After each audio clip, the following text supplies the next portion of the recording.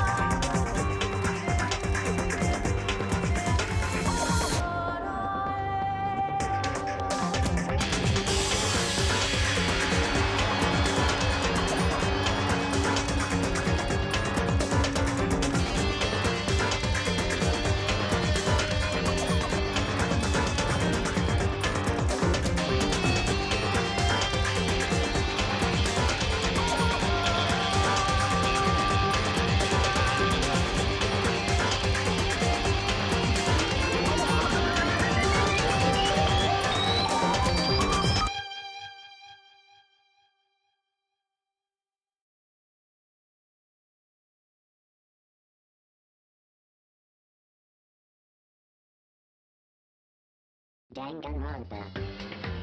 Hello everyone! Congratulations Spinner on grabbing first.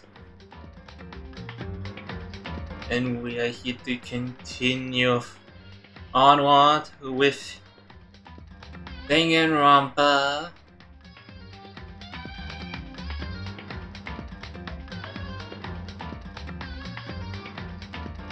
And I did some... I tried to do some things. You may have noticed it already when you were looking at redeeming first. Oh, hello. The outfit redeems. Just make sure to not spam the outfit redeems, or else just getting gone. It's just time wasted. It's all running in the background. But yeah, that's all. That's all that I did for now. You probably need a better source to actually run that redeem. I don't know. I don't know which one.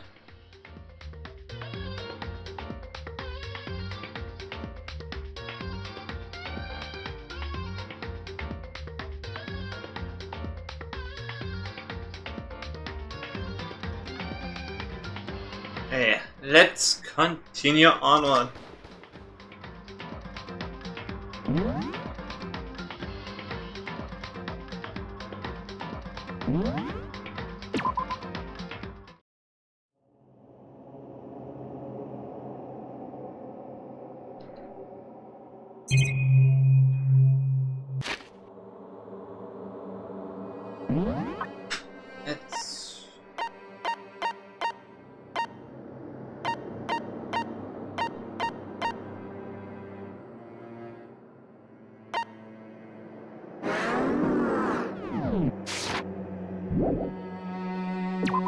Let's talk to everyone. Hello, Aoi. So, I knocked on all the doors, but nobody answered. Did you all go to see what happened? Oh, then what about the second floor of the school? That's the place that's new to all of us. So it seems like the natural place for...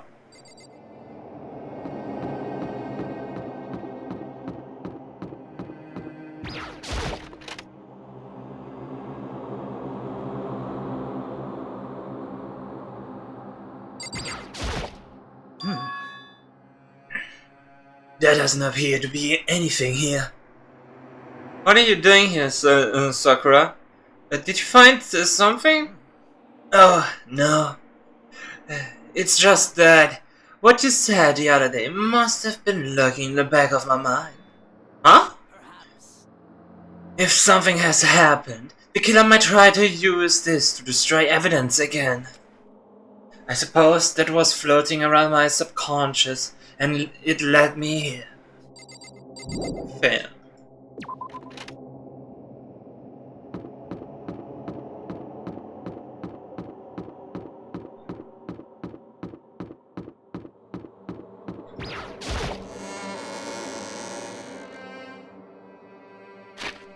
Let's check. Who is all here?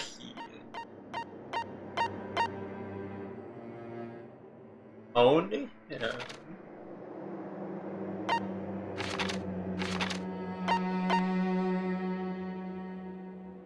He's just in the library.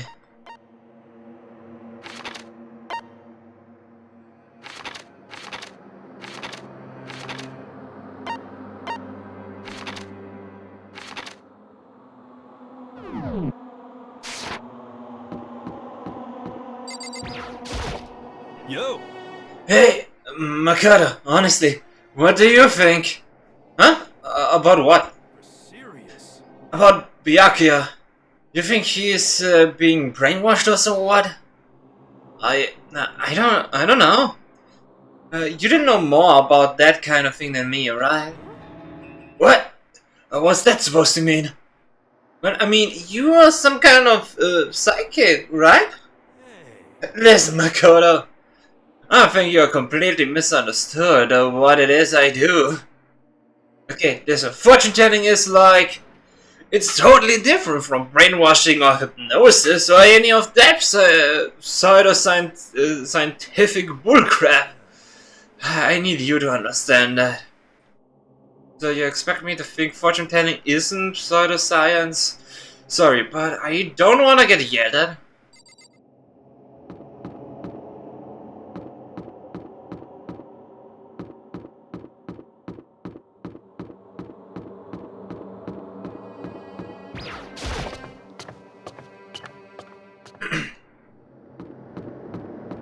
Check the library.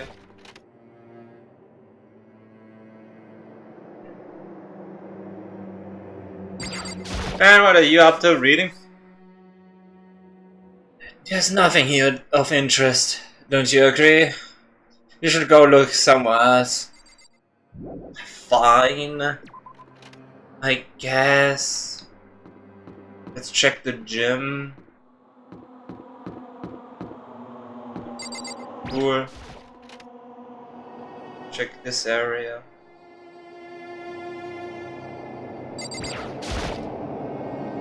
Huh? The door's open. But aren't they supposed to be locked?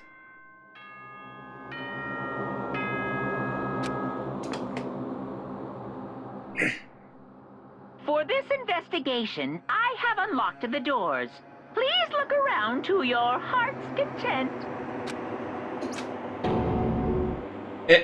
Investigation? It's all clear now. Just as I thought. Byakuya! Judging from what he just said, there can be no doubt a murder really has taken place. Come on! And the locker rooms. They're suspicious. Very suspicious. Indeed. Wouldn't you agree? Suspicious? It seems nobody searched the locker rooms. Let's start with the girls' locker room. He was muttering as if talking only to himself. Without waiting for a reply, he pressed his hand against the girls' locker room door. And the door swung open without a sound. At that moment, time seemed to freeze.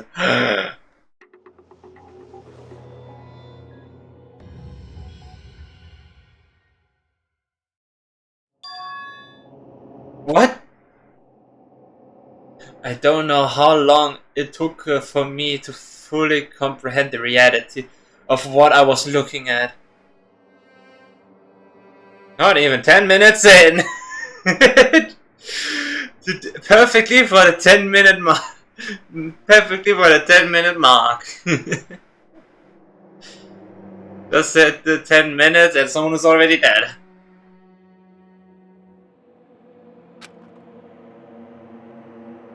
But as soon as I did,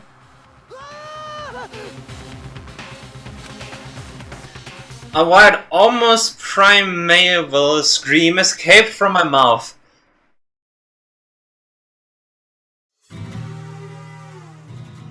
Deadly love.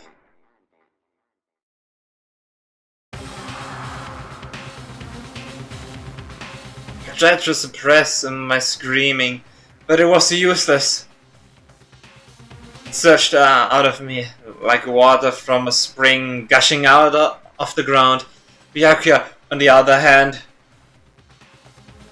Very strange. most unusual, don't you think? He was totally calm, almost like he was watching this all unfold in front of a TV screen. I see. Look, Chihiro's corpse has been suspended somehow. And something's been written on the wall in blood. Bloodlust. Such a brutal way to kill someone. No, this is beyond brutal. Wouldn't you agree? They killed her. How could it not be brutal? No, that's not my point. This murder is far too bizarre for any everyday amateur to have committed it. Unlike with Sayaka, this murder was not a crime of passion or necessity. It's almost as if whoever did this did it for fun. You see what I mean, don't you? What? My head was swimming. I was still reading, too confused to understand what he was trying to say. And before I could even begin to clear my head... Hey, I heard screaming! Did something... Chihiro!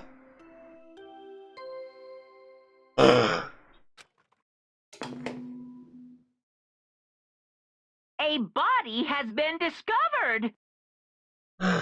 Oh no. After a certain amount of time, which you may use however you like, the class trial will begin. What the hell was that? Ah, that's right. You were unconscious during Sayaka's, so you don't know about it. What you just heard was the body discovery announcement. Apparently, when 3 or more people discover a body, an announcement placed to let everyone know. I imagine it's so that the search for the culprit can proceed fairly for everyone involved. Proceed fairly? The body discovery announcement? The Chihiro really is dead. Yes. Before you start screaming your head off, go round everyone up. It seems another game has begun. Another life or death game to uncover a killer. Taka bolted out of the locker room. As everyone made their way to the scene, it felt as if no time at all passed. It was like my sense of time had just taken wing and dings. No. Flown away. When I finally came back to myself, I saw everyone had the same look of confusion, fear, and anger. We all just stood there, gathered around Chihiro's body. Damn. Yeah, I'm just crazy. True. Damn. Couldn't keep her safe. So there's another victim. Which means we are now in the same position once again. Fuck, man. What the fuck is this? It's a dream. This is a dream. It's all just a dream. In fact, I haven't even been born yet. I don't have any memory of ever being alive. Shut up. Yeah, that's crazy. I wanna check something.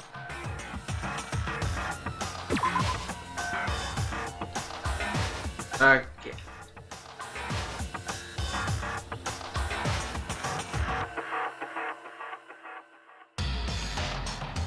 There we go, updated.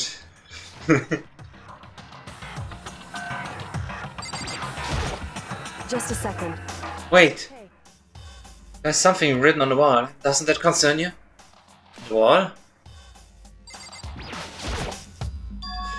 What blood loss? This is written on the wall in blood. So, I don't think it's any kind of dying message. It's just too strange. But you know, that thing about writing blood loss in blood, doesn't it sound kind of familiar? A murderous fiend who kills again and again, using a bizarre and brutal method. And at the scene of each crime, the word of bloodlust is written in the victim's own blood. They are like a ghost, attacking suddenly, then slipping away before the police can catch up to them. And what nickname did the internet give to this mysterious serial killer? Genocide Jack! Genocide Jack, the murderous fiend whose grisly attacks were famous all across the country. The ultimate murderous fiend, creating a reputation of abnormal, downright cruel killings. what is this? And this is some copycat killer trying to imitate Genocide Jack's style?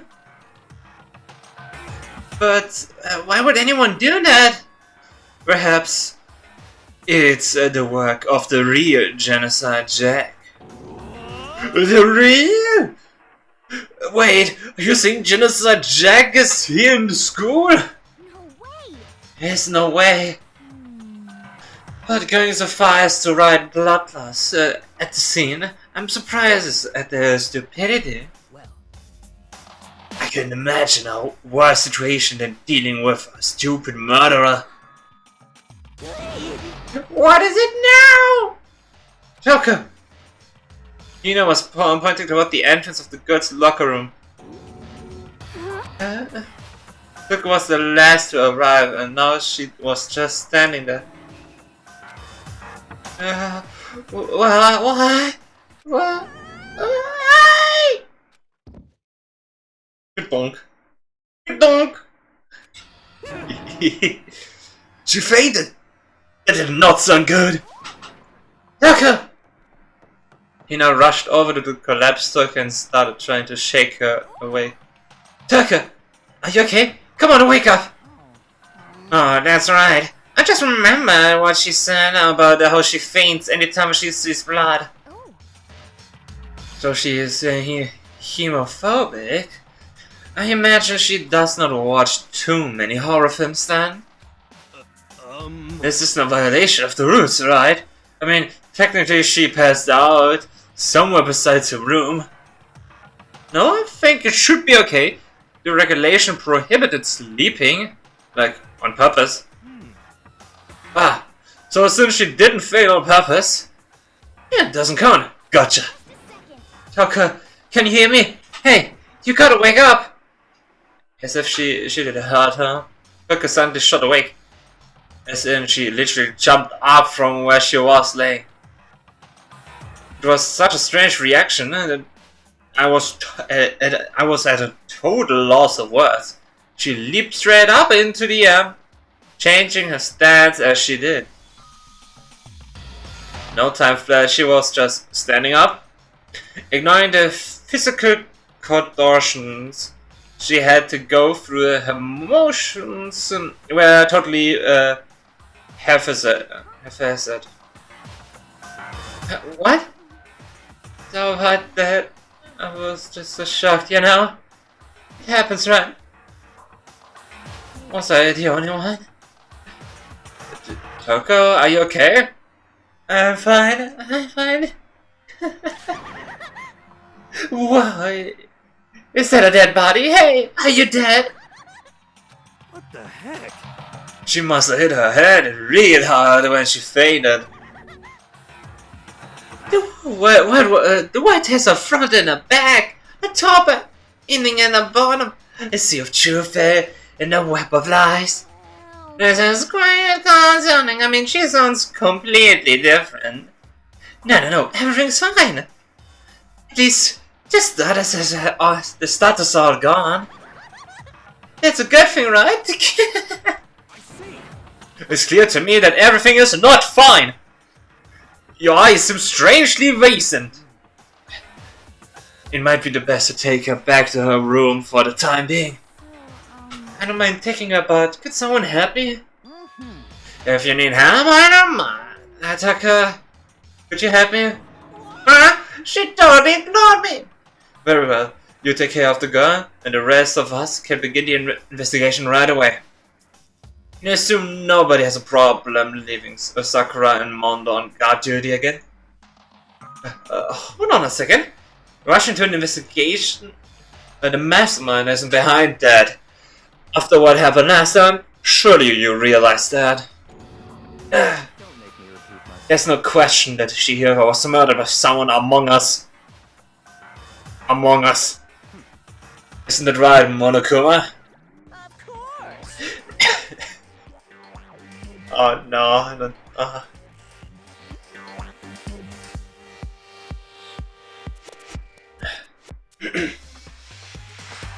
Right as rain!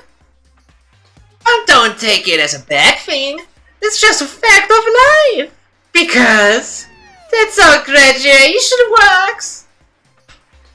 And then it's happened again. Is that what you're saying? Did another one of us killed a fellow classmate? What? Does that freak you out? You guys got no balls. You know that? Such as nothing known at all. Well, I'll let you pray to mine if you want. Actually, I don't have any either. Sorry. Stop monologuing and give us what you came here to give us. You did bring it, right? I sure did jump. Allow me to present the Monokuma file. I know how much you must be looking forward to it. So please do your very tippy-top best on this investigation. No way. Do we really gotta do another investigation? Examining the corpse of one of our friends? Something suspect all our other friends? Why? I hate this. I can't take it anymore. I hate it too! I've had enough. I'm getting out of here. Where do you plan on going? There's nowhere to run. Just accept it already, after all. Blood is just a liquid. A dead body is a simple object. You're very enthusiastic about all of this, are you not? How can I not be? If we don't unmask the culprit, we all die. That's true, but to jump into it so soon... What? Do you want to die? Fine, then go off and die somewhere. Right now, go ahead. You're wasting of space. You're a waste of That body is an object? Chihiro wasn't an object. Show a little respect or I'll beat some into ya. Everyone stop bickering. Listen. There's some truth in what Byakuya said. Kyoko! If we don't solve the mystery and find the killer, our own lives are forfeit.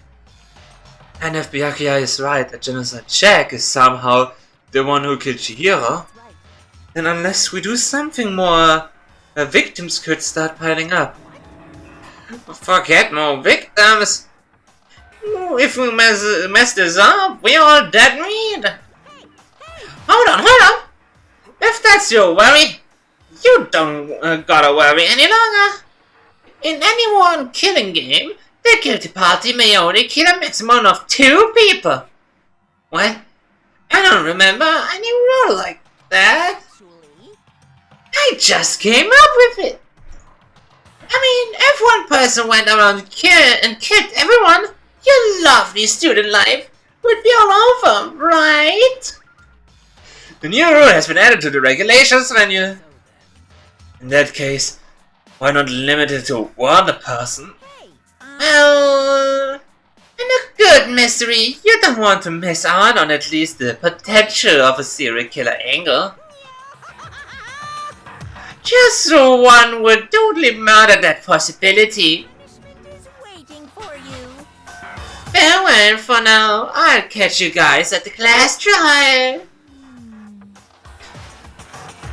I can't say I understand his thinking, but if we can kill up to 2 people, then one more person's life could still be in danger.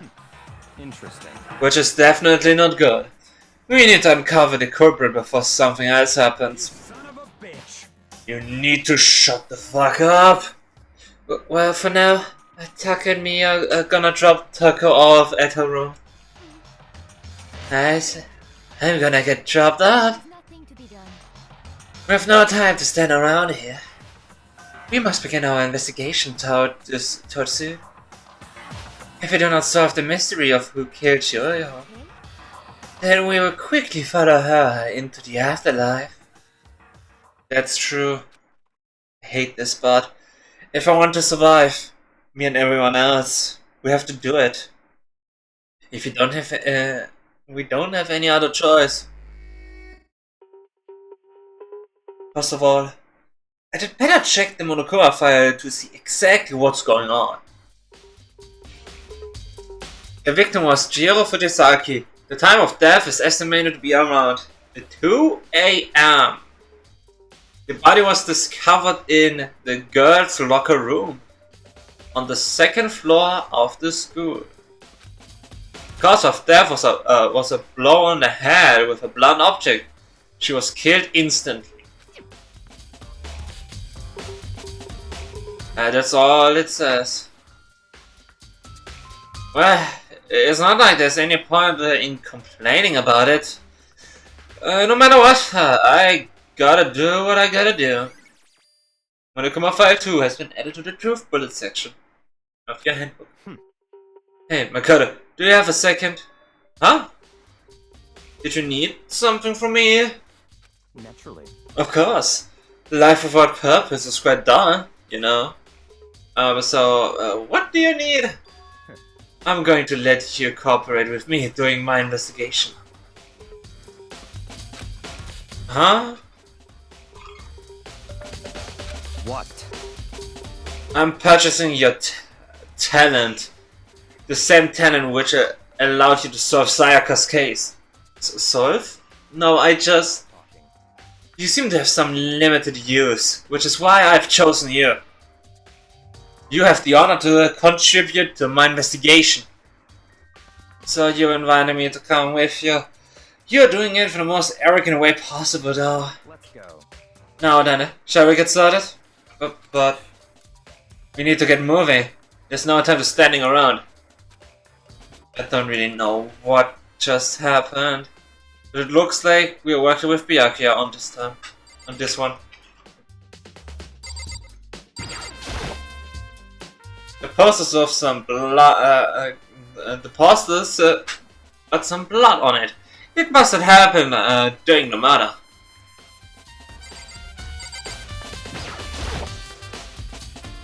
Word person is written on the wall. But what's the meaning behind it? Bloodlust.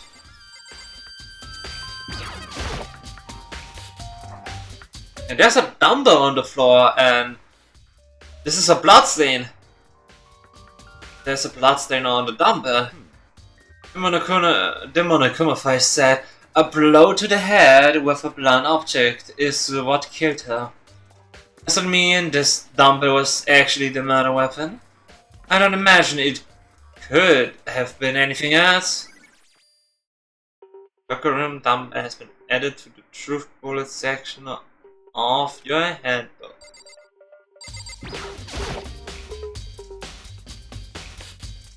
I can feel the life draining out of my own body. It's a dead body.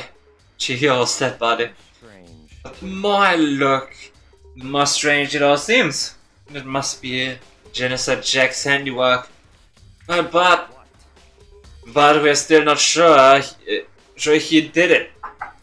Is that what you want to say? I wonder about that.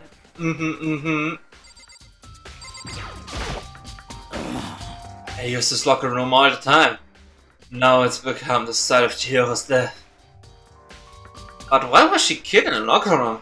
Actually, if you think about it, she could have been killed somewhere else than carried here. She was where he lied. That is true. It would be hard for someone to carry her, but still. I still think she came here on her own, by choice. What makes you say that? She'd been taking a lot lately about how she wanted to get stronger.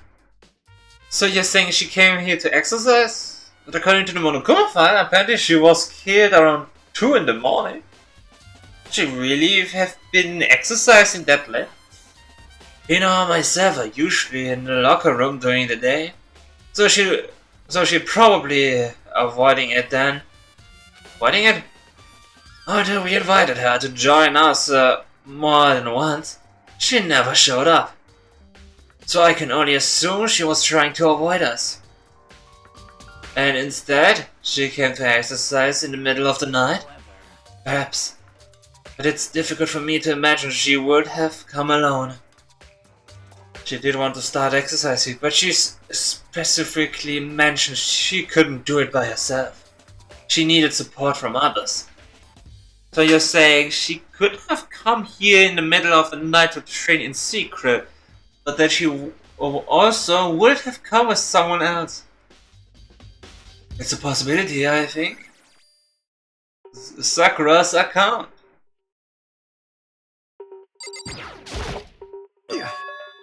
Dude, I had a real complex about being weak. You and she ever talk about it, right? Oh, I need to get stronger. Yeah, I do remember she said that more than once. Sure did, which I guess explains the trip down here. But did she really need to get stronger that badly? You already mentioned it, but she was a girl after all. Most girls aren't all that strong. I don't know, man. I haven't really thought about that stuff. Because of Chihiro's complex. I can't help wondering what it could be. Mondo's account. No, I believe it's about time for us to move on. Huh, already? Nucleus won't magically appear by standing around here. We need to check every aspect in this case. That's true, bud. If you're satisfied, let's hurry up and proceed. You're so pushy. I got caught up with the wrong person this time.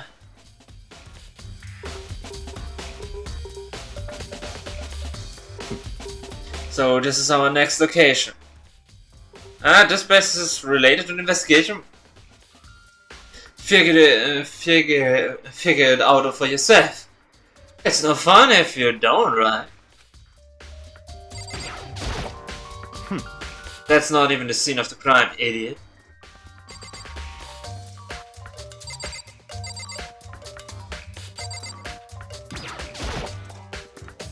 Surveillance camera. Even as Chihiro has murdered, I bet Mastermind was just sitting there watching. They know what's happened. They're still forcing us to go through with this. Gun. This gun was used too. No, impossible. If that were true, Chihiro would be riddled with holes.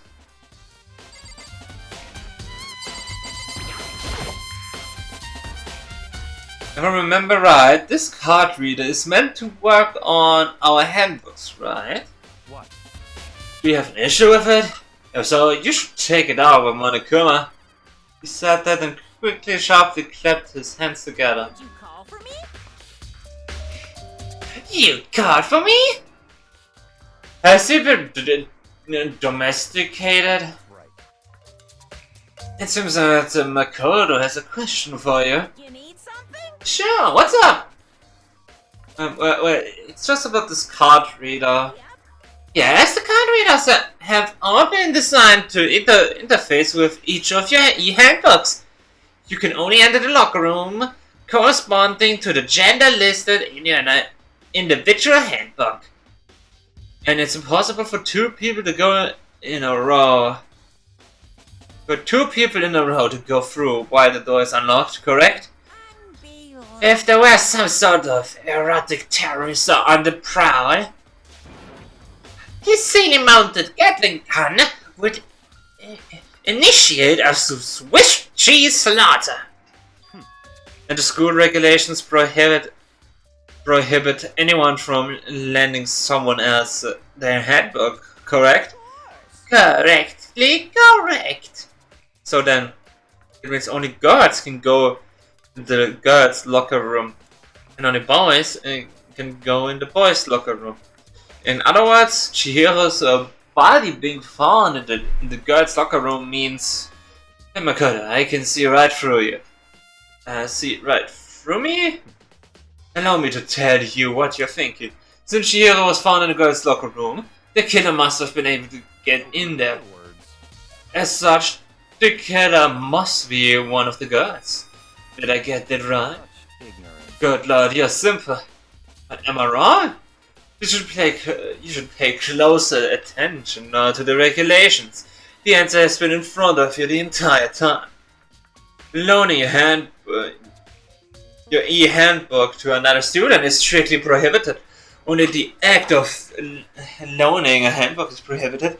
Borrowing someone else's is perfectly fine.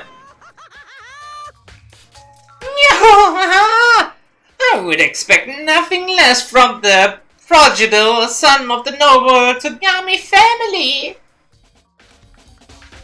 So you managed to sniff out the loophole in the regulations.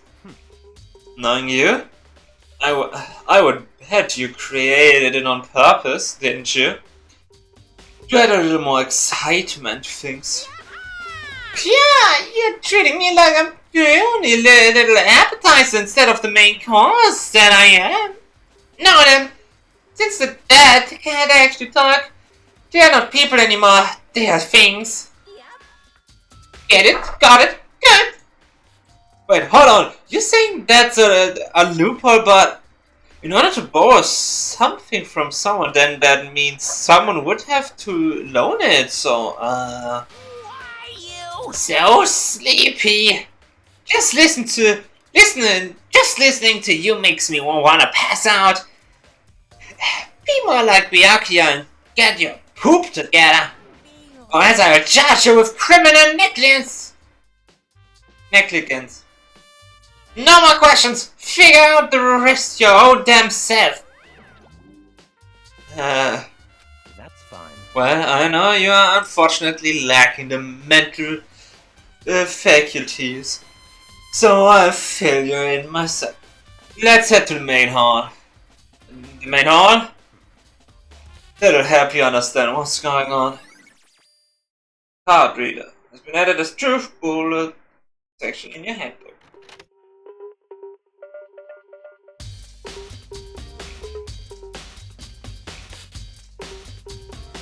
We came to the main hall. So, what are you looking for here? So what are we looking for here? Doesn't mean I have to figure it out myself. Oui. There's a mailbox here. Could there be something inside? It's an e-handbook! No, wait. There's 3 of them. But what are they doing here? So you finally found them. Huh? Did you know these were here, Byakuya? I happened to find them by chance. Myself the other day. It seems there's a system in place where the handbook of dead students get delivered to this mailbox. So then these 3 handbooks belong to Junko, Leon, and Sayaka. You can go ahead and confirm it yourself. I immediately turned on the handbooks, and when I did, Sayaka Maiso. You're right! This is Sayaka's handbook! Now, do you understand? This is the key to the loophole that I revealed earlier. Yeah, I feel like I'm starting to get it. I'm not reading this again. We just had that line like a few minutes ago. I see, yeah, now I understand. Main hard e-handbooks. What? Hold on a second. What's wrong? Strange. That's strange. One of the handbooks won't turn on. Is it broken? Whose is it? The other handbook showed Junko's name when I started it up. Then the one that won't turn on is Leon's, right? Would make sense, yes. After all, he did get pummeled with dozens and dozens of baseballs. Pummeled with baseballs. The memory of it came flooding back. That cruel punishment, which led to Leon's self-defense and death. The execution that the mastermind concocted. A cruel, heartless death. You're right. It wouldn't be surprising for the handbook to break during that kind of assault. Hey, hey! Hey, hey, hey, hey, hey, hey, hey, hey, hey, hey! Oh, what? That e-handbook is essential to student life here. Crucial, integral, instrumental. A super big deal. There's no way it would break that easily. But it did. That's impossible! If I say it wouldn't break, it wouldn't freaking break. It can withstand up to 10 tons of pressure, and it's waterproof up to 100 meters, okay? I don't care how many baseballs you hit it with, it wouldn't do a crap. Oh, come on. I don't care how many baseballs you hit it with, it wouldn't do crap. But even my amazing handbook does have one single weak point. It does. Can't hear you! But it's a secret. I wouldn't want you to go breaking any more handbooks. Then Leon must have broken it somehow without realizing what its weakness was, right? Hard to say. You know what I think? I think his handbook isn't actually broken. But you might ask, how could that be? Even a question hanging in the air, Monokuma disappeared. What just happened? Monokuma said it's not broken, but it's undeniably felt that it's not turning on. Fine. And I don't see any connections to the case, so it doesn't matter for now. You think so? Either way, something about it still bothers me. Broken e-handbook. Okay then. This should be enough to get things rolling.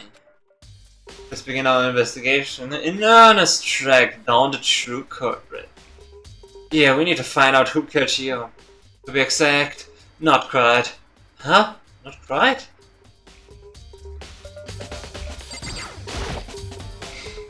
What do you mean by that, Berka? To be exact, not quite. Certainly, I want to reveal Chihiro's killer, but more precisely, I want to discover the true identity of Genocide Jack.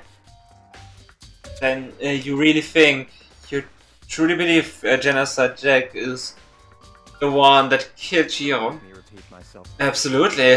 I have no doubt that Genocide Jack is the culprit in this case. That murderous fiend is Genocide Jack, right? What? There's nobody else it could be. A murderous fiend who kills again and again, using a bizarre and brutal method. They're like attacking some, stabbing away the police and can't touch it. Can't. And what nickname did he? Genocide Jack. They say he kills thousands of people, but there's gotta be another nation. Still, couldn't one of us really be a demented, psychotic killer like that? You're not wrong to wonder. But perhaps it mean little right now. I have something that will prove it, and I can show you.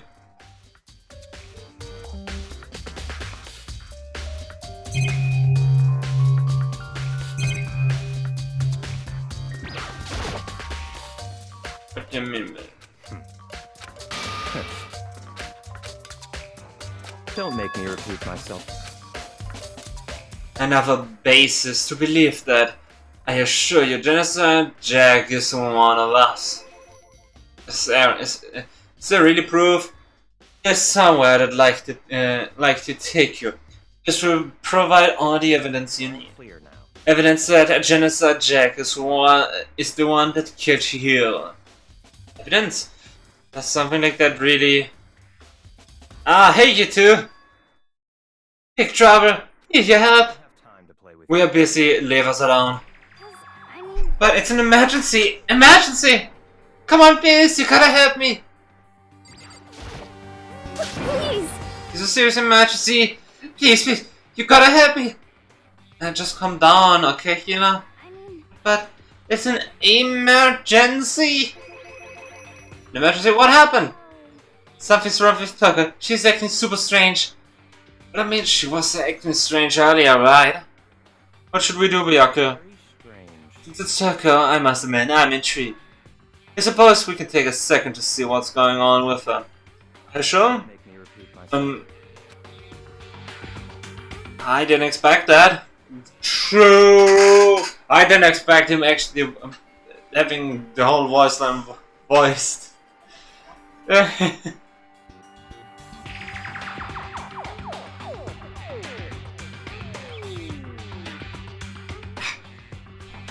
I thought for sure he'd just say no and it'd be the end of it.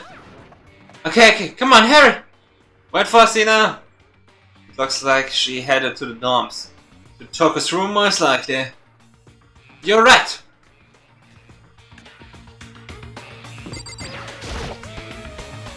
Is Toka inside? Some kind of emergency? You guys are too slow! I think you're just too fast. So what's this emergency? Well, after what happened in the girls' locker room, we left Toka in a room so she could lay down. After a while, she came back to we came back to check on her. You know, see how she was doing. But when we did, it was weird. She refused to come out and she kept saying all this weird stuff. That's fine. Weird stuff. We should try talking to ourselves. Talking to ourselves. Yeah, good idea. I may as well give it a shot. The doors one opens slowly and silently.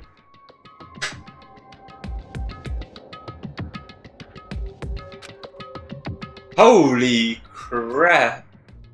An aura of negativity flowed out from behind the door, forcing a gas out of me. Oh, nothing. It's just that, Hina was really worried about you, holding yourself up in your room. Leave me alone. Yeah, sure thing. But, could you open up, just for a second? Won't allow it. Huh? I won't let Genocide Jack have control. Just like that, she slammed the door in the face. What was that? She's been acting like that the whole time. When I rang a little while ago.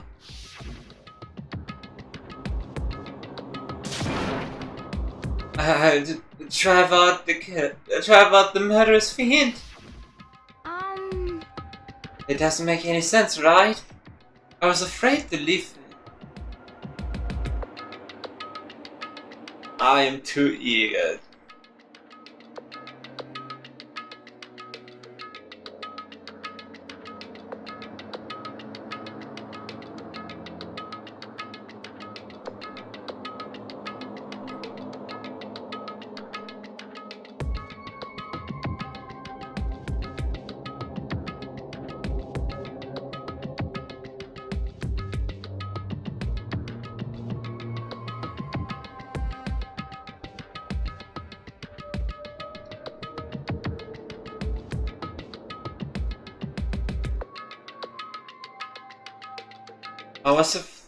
I was afraid to leave her in there alone, so I tried to bust down her door.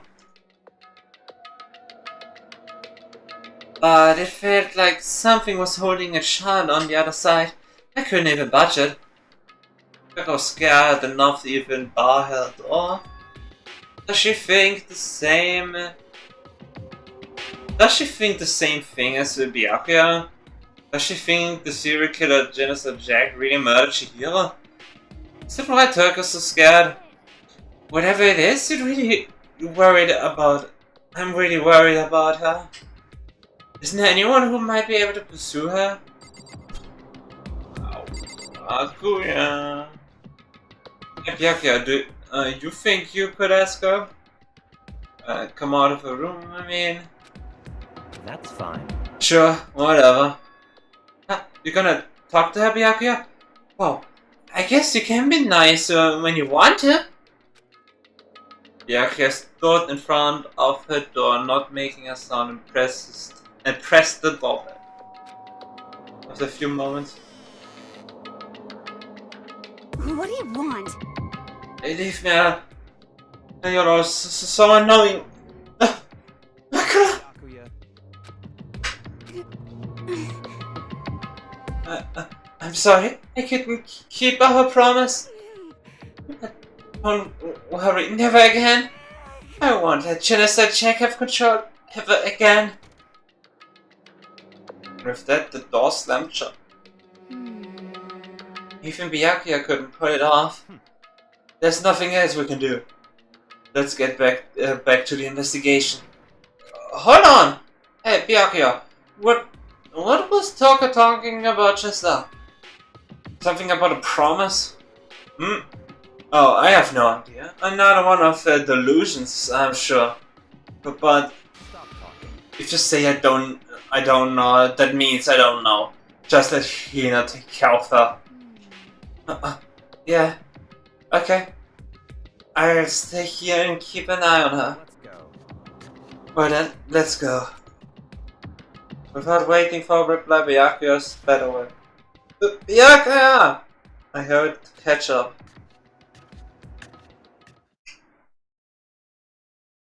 I tried to talk to him several times as we walked, but he didn't even look back, let alone say anything. He just kept on walking towards his destination. Finally, his feet brought him to a stop in the front of a certain room. The library? Come on, let's go in.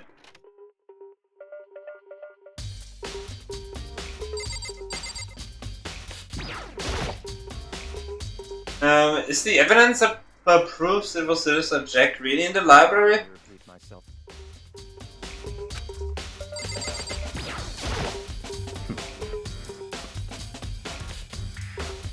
No clues to check elsewhere.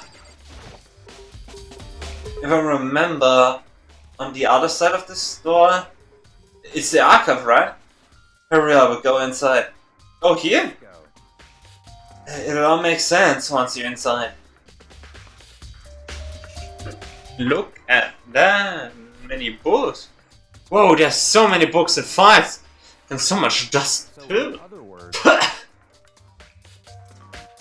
I would say there's enough value in this place to endure the dust.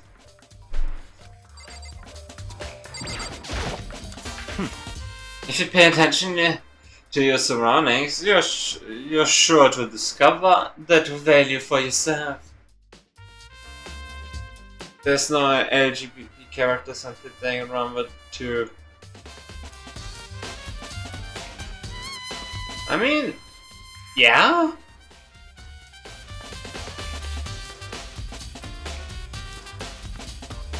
Me, yeah.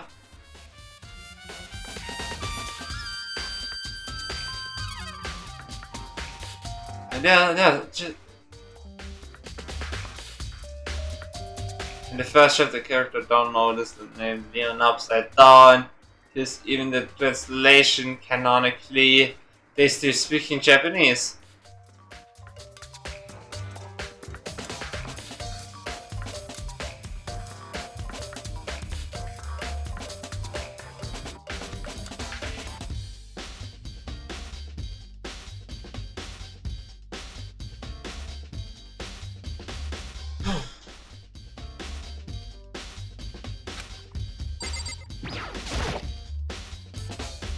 There's so many files stuffed into the shelf.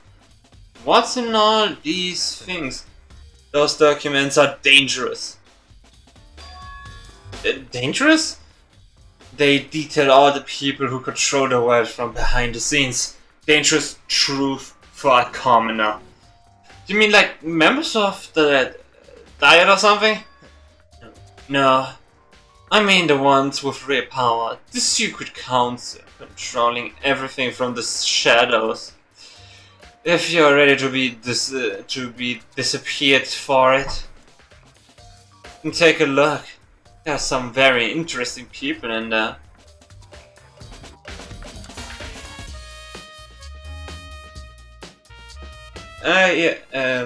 Nila and Sayaka were the first characters created for the game. I don't know that. Following the practice of the creator, Karaka, and also were used for brainstorms and tests during the game development to point out when the beta was decided to the developers were so sick of them that they decided to get rid of them as soon as possible. Yes, I know that. I know that story.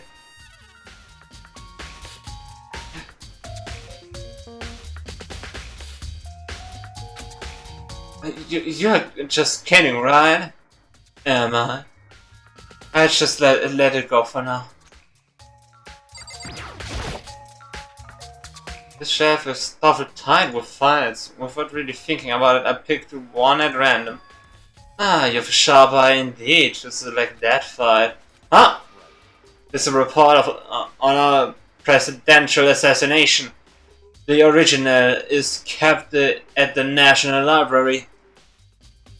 It won't be declassified for another 30 years. Are you sure you want to look at it now?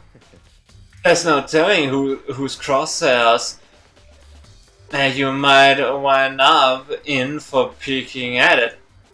Without making a sound, I returned the file to the shelf.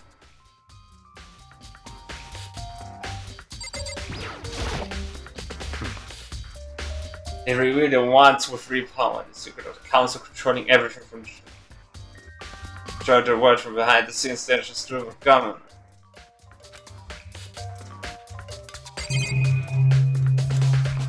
Lamp. Huh? It's a desk lamp.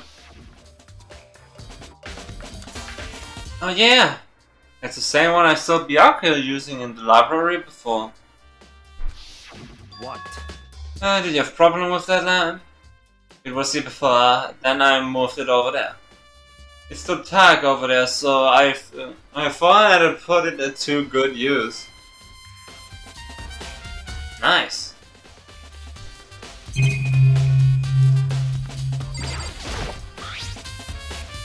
It's a wooden box, it's empty. Although judging by the smudges in the dust, it looks like there was something inside. I wonder what it was. There was an extension cord plugged in there. It proved very useful while I was in the library. An extension cord, huh? A ton of thick files stuffed into the bookshelf. If you're thinking of looking through any of them, let me give you a little warning. Those things are filled with graphic, disturbing photos from all kinds of crime scenes. It's the kind of thing any normal person wouldn't ever want to look at. Be careful. Huh? What do you mean? Oh, those files, they are investigation reports related to different cold cases. Those are intentional documents for police eyes only. They are not the kind of thing you did expect to leak. Oh. So, are you finally beginning to understand the true splendor of this library? The entire reason I was interested in this library is because of this room right here. Interesting. It's home to classified government documents, police reports, things no ordinary person would ever see. Isn't it magnificent? This can't be for real, right? Such ignorance. That's your guys' problem. Anything that doesn't fit into your preconceived reality, you label it a lie. Well, it's not that. It's not like I totally refuse to believe it, but I mean, there's just so much. How could anyone have pulled this off? I suppose it does. I suppose it goes to show just how much power Hope's Peak truly wields.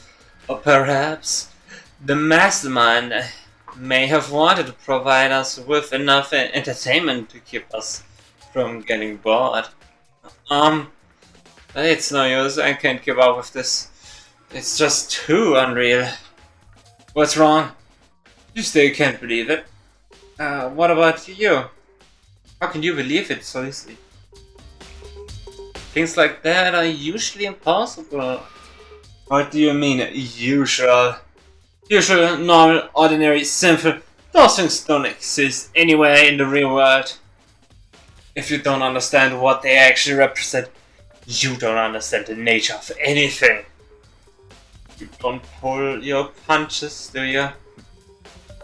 Besides, what you consider usual is based on your common sense, right? But what makes you think your own common sense applies to me at all? Documents gathered here are genuine. I have reviewed them multiple times, so there's no doubt. Hold on a second. You're saying you've read all these documents more than once? But this has to be like top secret, confidential stuff, right? So why? My family has a reading room just like this at our home. Ours is bigger, of course, and not as dusty. Huh? Members of the Togami family have access to any variety of government-related documents. That includes foreign powers as well as domestic. How is this possible? How is that possible? In other words, I already told you. There's a secret council that controls the world from the shadow. My family is a member of the council. And I have within me the bloodline that will allow me to one day bend the world to my will. But to become such a ruler, I must know all levels of this world backwards and forwards. So whenever I have time, I like to review whatever documents and materials that interest me. Which is why I can proclaim, without a doubt, that the materials gathered here are the real thing. This is beyond believing or not believing. Byakuya is actually starting to scare me more than the actual mastermind. And what always interested me the most were the cold case, police investigation reports. Reading through those reports has always been a hobby of mine, ever since I was little. It's excellent mental exercise. I've solved more than a few of those cases just by reviewing the reports. And among all those reports, one of my recent favorites is the Genocide Jack case. As he talked, Byakuya grabbed a specific file from the shelf. that's right. This is the complete case file. Everything in reports surrounding the Genocide Jack cases has been compiled in here. Because there are so many, allow me to quickly summarize the main points. To begin, there are two notable characteristics in every Genocide Jack murder. The first characteristic is that at every crime scene the word bloodless is written on the victim's own blood. And then second is that when the victims are murdered, their bodies are suspended in a certain way. Bloodless is written in blood and the victim's body is suspended. It's exactly the same as what happened to Chihiro. I save you surprise. The best part is yet to come. For the second characteristic, when the victims are suspended, the only ones who knew about the particular fact were members of the police and other lighthouse. For all accounts, nobody in the media ever found out. Huh? In other words, no one in the news, no one online, nobody knew about that aspect of each crime. Only key officials and the killer himself knew about this fact, mounting the victim. Now if you recall Chihiro's corpse, her body was certainly mounted in this fashion. I'm not late, you are late.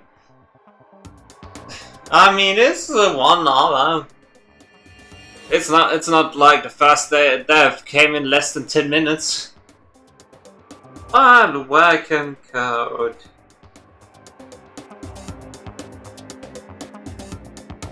Welcome. I got some new redeems people can do. But I definitely still need to fix those. But for now I got new ones.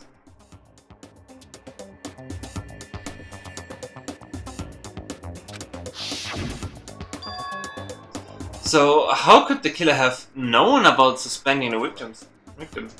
That's a key question. But the answer is quite simple. The culprit isn't a copycat killer, it's the real Genocide Jack. That's right, there's the evidence that Genocide Jack has hidden himself among the rest of us. And Genocide Jack really is such a brutal, fiendish killer, really is walking around among us. Among us. Among us! Said it again, we got twice among us. One stream. Let's go. Things are really starting to get interesting, aren't they? I never imagined a killer with such a reputation would ever become part of our little game. No, don't you think it would be good for you to take a look at what I've already seen? You might just manage to ferret out a clue or two. If you get down on your knees and back, I might even show you myself.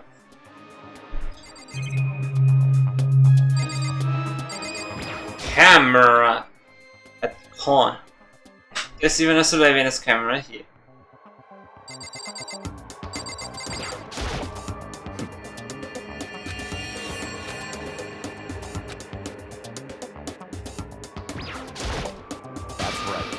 There's a report on a president assassination. Out of ideas, process might wind up.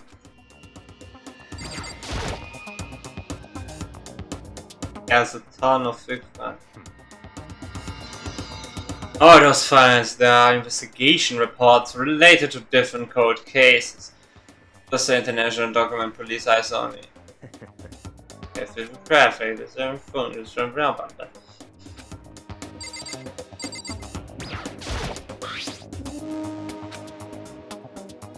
I don't know.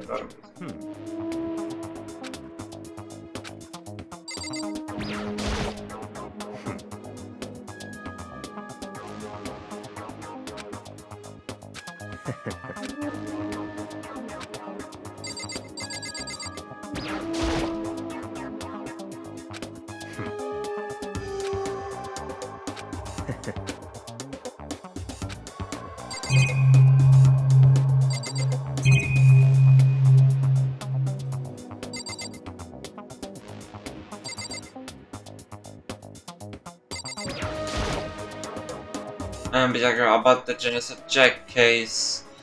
Did you let me see it? Well, you didn't beg, but I guess it's okay this time. Feel free to look at it in here, but you can take it with you.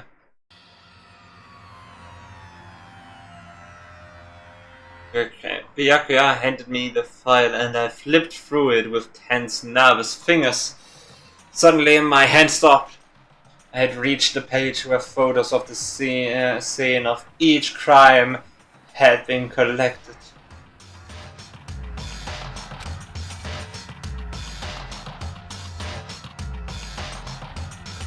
The names of Genocide Jack's victims ran on for several pages. Ken Harada, 32. Katsuhiro Honda, 17. Soji Gaku, 23. Kano Issei, 14. Takeshi Yoshida, 30. And Subaru, so we have 2 car companies.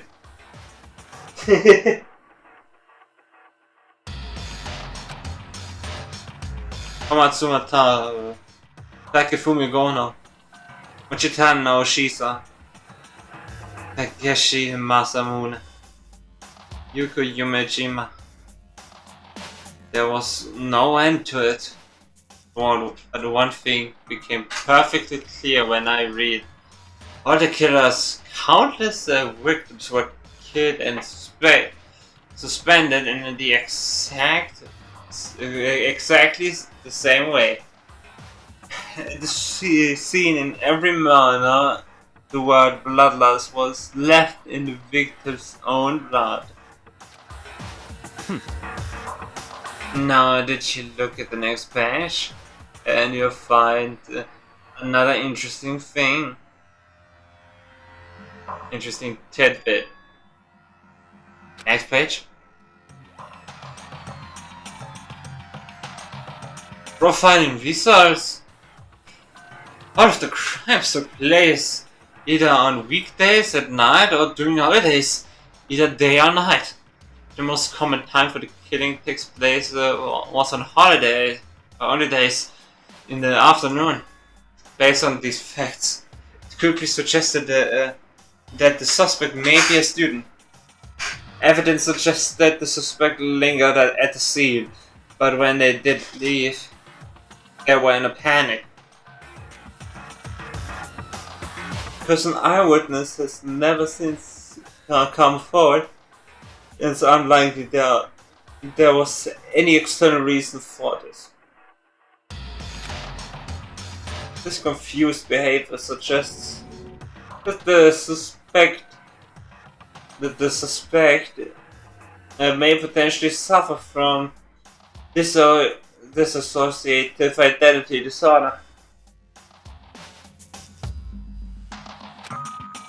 So, in other words, The key point here is that the culprit may well have a split personality. Split personality, the kind of thing you see on TV, like two superhero shooters going after. Split personality, I think you see it. So I am part of another totally unbelievable story. But this one is way more unbelievable than anything else up till now. Or maybe it really isn't. I don't know. I feel like my mind has gone numb. There is a Jack case file. let's go. Alright, we should get going soon. Where are we going? We're gonna play Among Us. Anywhere but here. We'll finish our business here, haven't we? Wait, Byakuya! As usual, Byakuya turned and left without another word. I hurried out to the library to catch up. Well, this is where we part ways. I have some things I need to take care of before the class trip. Huh? Just all of a sudden like that? Come on, enough of your annoying misapprehensions.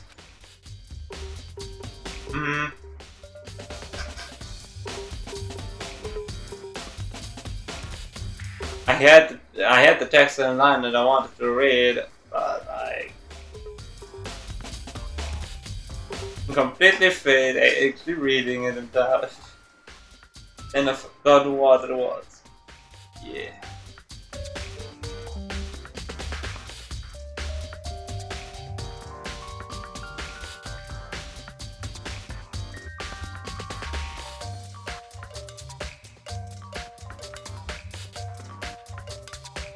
Did you really think we would be together the whole time?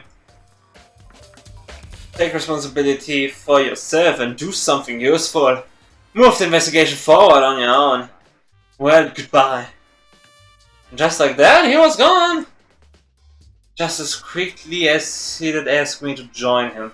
He had got me off. In the end, I felt like I was just some plaything getting tossed around. At the same time, I did uncovered some really important clues thanks to him. Genocide Jack. He's the one that killed Chihiro. And that murderous fiend. It's one of us. But who is it? I have to find that out, no matter what it takes.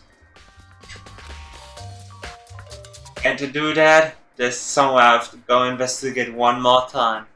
I have to go back to the crime scene, the girls' locker room. I should check the boys' locker room too, and the others might have come up with some info I might find useful.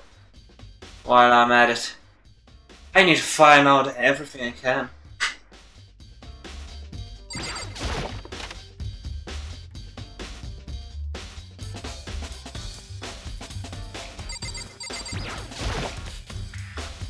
There's a thick layer of dust on the floor. Maybe there's some kind of clue here, I guess not.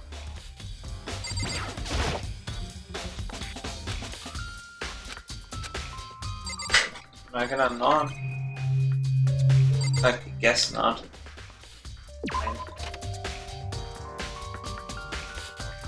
Let's see. Where are the others?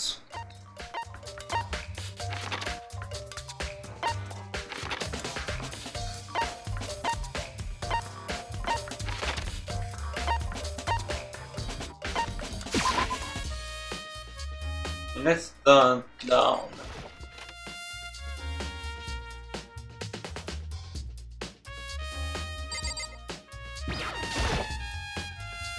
Celeste, so what are you doing here? This warehouse is amazing. It has absolutely everything one might need to live a full life. From fruits to clothes to towns. There's an endless supply to choose from. I see that, but have you found anything related to the case? Most unfortunate. I knew you were going to ask me that. I thought talking about the warehouse itself might misdirect you, but I see it was pointless. Then did you find something? Oh, very well. I will tell you, and only you. Last night I saw her here. Chihiro was in the warehouse. What, really? Indeed. It was right before midnight. Hmm? What are you doing out this late? Oh, I was just... Are you planning to go exercise, perhaps? What? How did you know? Because I can see a blue track jacket sticking out of that duffel bag you're carrying. Oh, you're right. Thanks. Well, I'd better get going. I'm kind of in a hurry.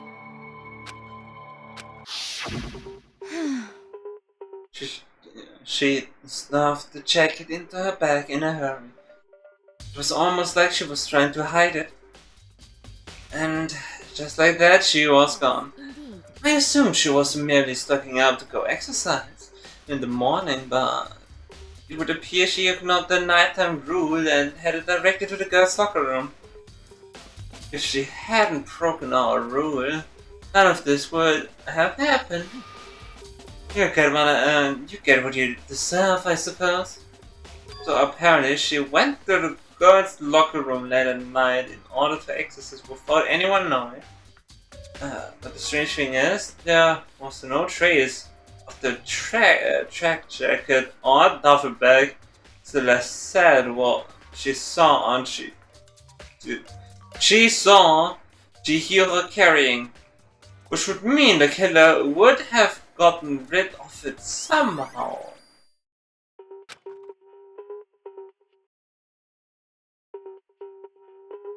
Next based on investigation, the eating area.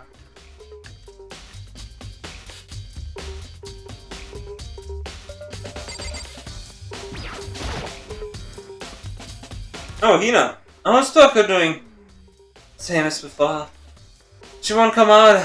She just keeps on mumbling something about Genocide Jack. So I just left her there. You left her? My head was so swimmy and I was getting pretty hungry. Oh, but don't worry, I'm gonna head back as soon as I'm done eating. It's not exactly pleasant, but I'm still worried about her. Speaking of which, well, what are you eating? A donut, of course! Of course? There's two things I'm sure got created: our space and donuts. Really? I bet you could have liked it more. Would have liked to eat more donuts. Maybe that was one big regret. I should have tried to spend more time with her. Come to think of it, who did she spend time with? Yeah, she was a little strange. Didn't really hang out with the other girls much. It was like she was trying to keep her distance from us. Actually, Sakura said something similar. She said that even though you and her invited Chihiro to exercise with you, she always refused. Yeah, totally. Yeah, it's true. It wasn't just us either. It was like she stayed away from all the girls. Was she just shy? I don't know. She talked to the boys all the time. Isn't this kind of weird to be shy around your own sex, but totally fine with your opposite sex? Oh wait, maybe she was used to guys spoiling her. The law says you can't judge a book by its cover, right? You think so? I never really saw her as that kind of girl.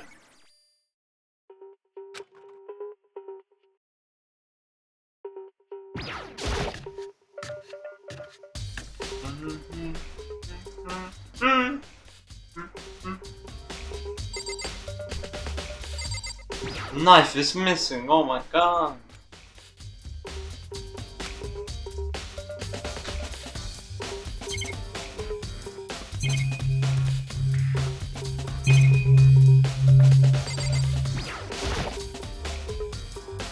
What's the adventure was that?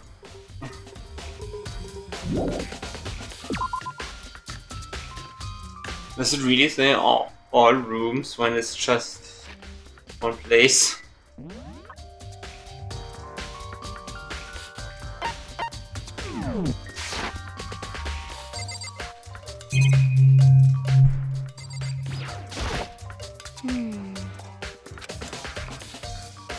Well... yeah, totally.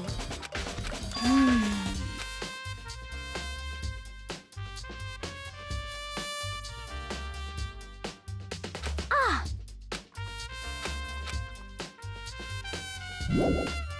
Leave.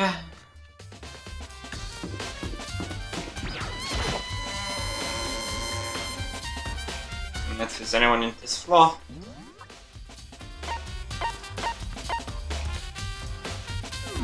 Yeah.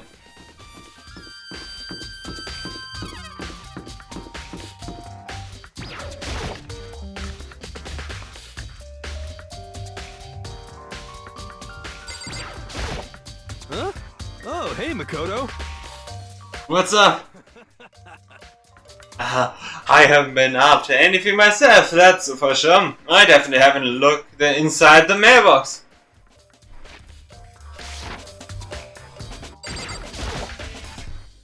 There's a mailbox here and inside. I checked on inside. I see, but it looks like the handbooks for any that students are brought here to the mailbox.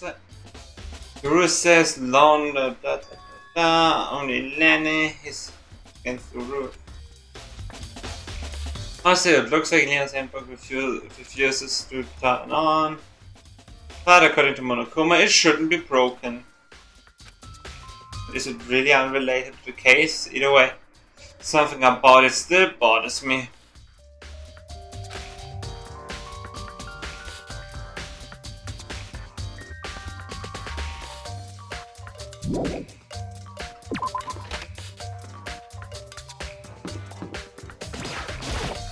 How unfortunate. Maybe we should have confessed our embarrassing secrets after all. Damn it. I'm sorry, Shiro. It's all because I wasn't strong enough. No, don't start training yourself.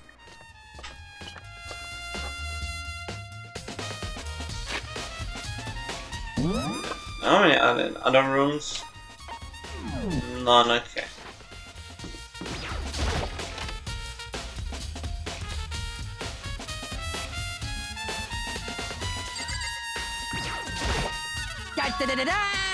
Ding ding ding! You found has discovered evidence revealing the identity of the culprit. I feel as if... An outstanding feast for me. Evidence? What did you find? I can't reveal that just yet. But I guarantee that all I found will steal the chaos breath from his lungs. Are you sure about that?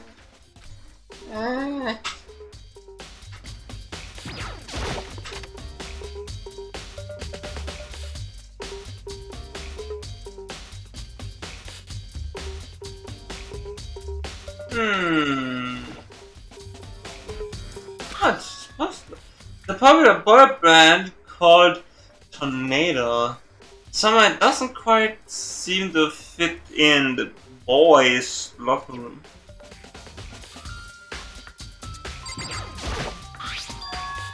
There's a strange stain on the carpet. What is it? Boys' locker room carpet.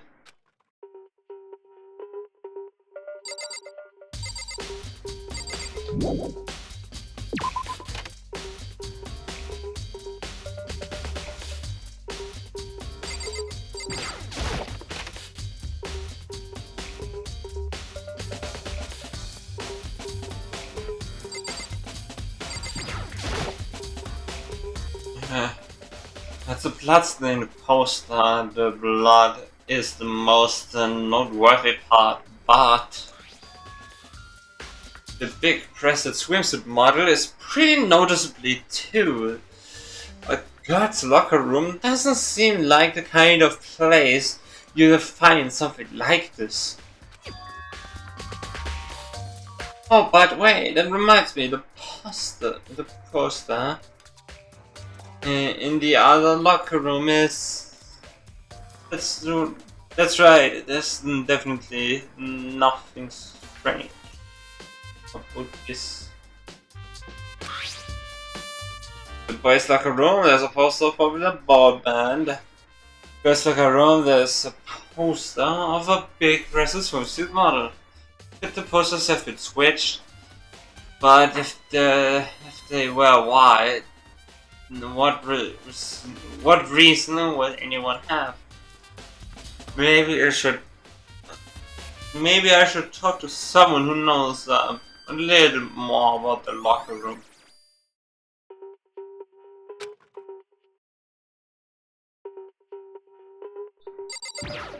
Mondo, our safety. You'd have a real complex about being weak. You actually hear her talk about it, right? When I need to get strong.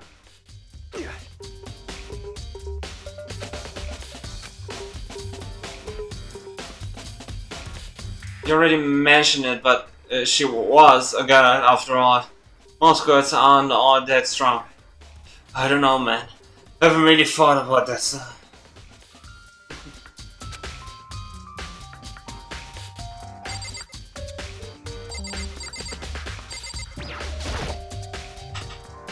You spend a lot of time exercising in the girls' locker room, right, Sakura? Right, Sakura. I've used it nearly every day since it opened up. Sometimes Hina and I use it together. Okay then, okay then, let me ask you something. Do you think the poster of the boys and girls looking rooms could have been switched? I'm sorry. Sorry, I can't really say. I never really paid any attention to the posters. Easy. But there is something that has been bothering me in the locker room. I see, I like to drink a little protein coffee every time I finish exercise. With protein coffee? In the warehouse. It's not the highest quality, yeah?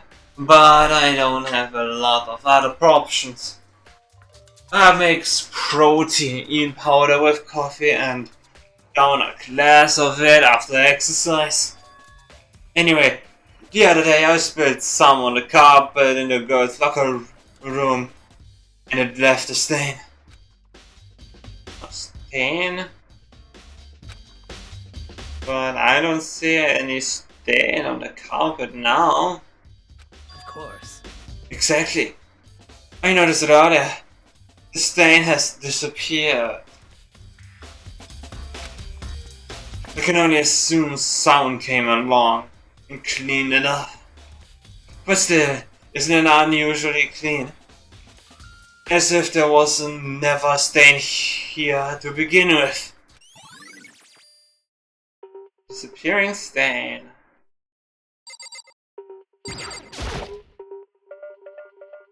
Hey, Kyoko. Have you made any progress on your investigation? Generally speaking. But I have to get going. I have something unrelated to take care of. Something besides the investigation? What is it? Well, Nothing. You need to worry about nothing you need to worry about. Just concentrate on trifling murder. Murder. But so then. before I go, let me give you one piece of advice. You should examine Chihiro's body one more time thoroughly. Also, her handbook is missing. You might want to determine its whereabouts. That's it. I'll be praying for your success. That Kyoko turned and left the girls' locker room. I guess I'll take another look at the body then. If Chihiro's handbook is missing, that's definitely worth worrying about. Chihiro's handbook. It's been added to your handbook. You said I should examine the body one more time. I know she said thoroughly, but I do have my limits. Well, better give it a shot anyway. Let's see. Your hands are bound with what looks like some kind of rope. The rope was used to prop her up in a kind of crucifix position. Huh? This rope has a block? Wait, so then this isn't a rope at all. But the more I think about it, the more that's not the only thing that concerns me. Chihiro's fatal injury was a blow in the head, which means someone struck her in the head in order to kill her. That's right. There's the issue of her being suspended and the fatal blow. At first I didn't see any reason to think too much about either of them. Seeing them again, after looking through the Genocide Jack file, something's not quite right. What does this all mean? Status of the dead body has been added to your handbook. The one thing most likely to tie all these mysteries together is the true nature of the rope that was used to suspend the jail. And to figure that out, there's a certain place I need to revisit and look over again. Because it might help to look at a Genesis Jack case file one more time.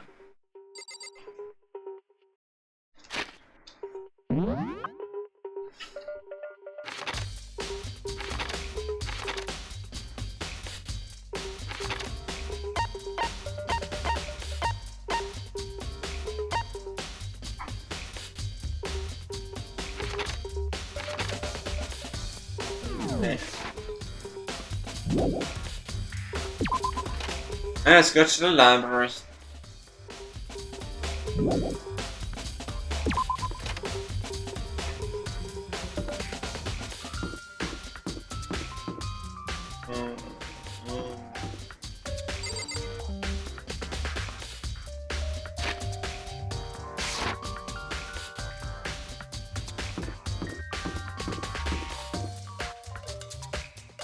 Nothing really in any classroom.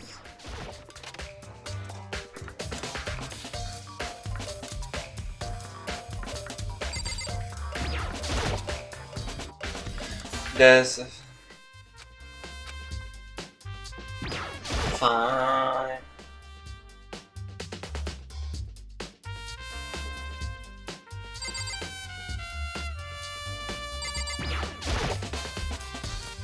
I want to take another look at Genesis Jack's case file. I know it was around here somewhere. Huh? It's gone? Did someone take it out of the archive?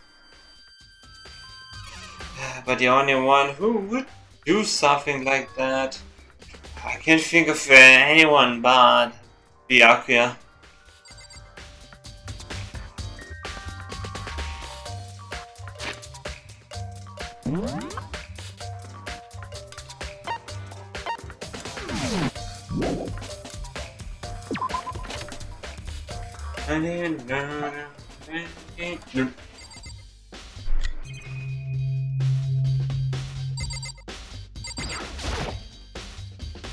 Oh, the lamp will turn on, I see.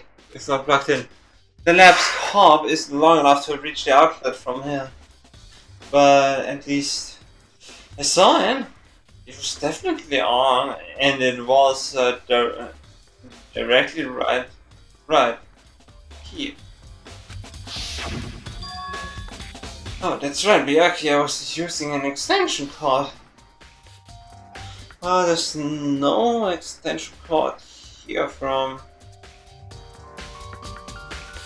There's no extension cord here now. I wonder if... Maybe this lamp isn't yet... Oh!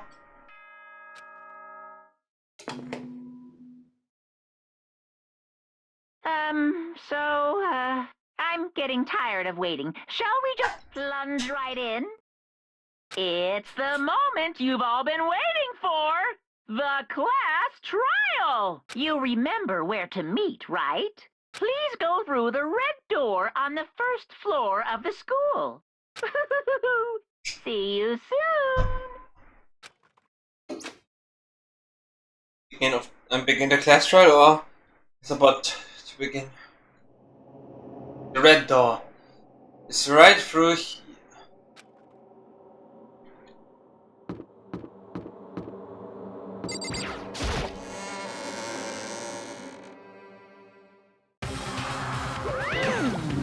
Ahem, so everyone's ready to what?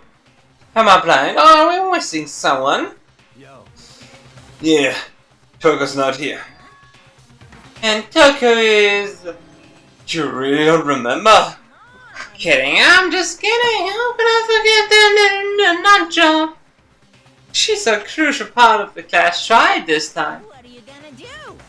Kentucky, go ahead and drag her out here, kicking and screaming. Just one moment, please. Just like that, he said. A few minutes later, he reappeared dragging Tucker behind him. I told him I didn't want to, but he forced me. I can't believe you would drag a gun around. Terrible. You're terrible. The power of logical argument. Yes, the strongest power. Phew. Phew! So now everyone's here, right? Okay then. Hustle into the elevator and let's get this show on the road. I see you guys down there. Let's go. So, shall we get going? It's time to find out who killed Chihiro. Chihiro Fujisaki. She was so gentle, so calm, and meek. Nobody had any problems with her.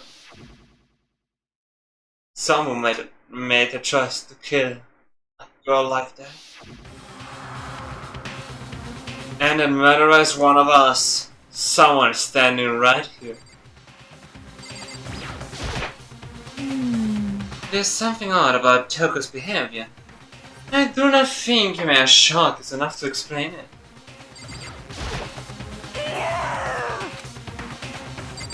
Thanks for the informative dialogue.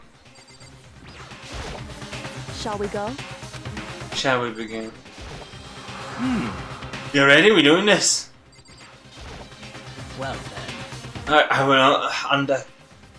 I will undercover the villain who performed such heinous acts on a weak individual.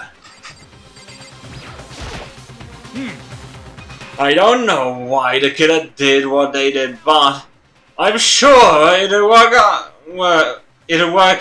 itself out. Justice always prevails, right, bro? Hey, come on. Fucking Tucker, man. What's going on? So, what's got her so worked up?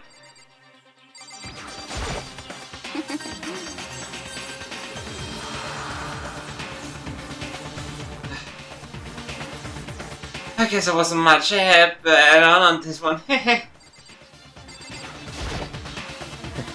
I give you plenty of work with. Show us how far your logic can take you.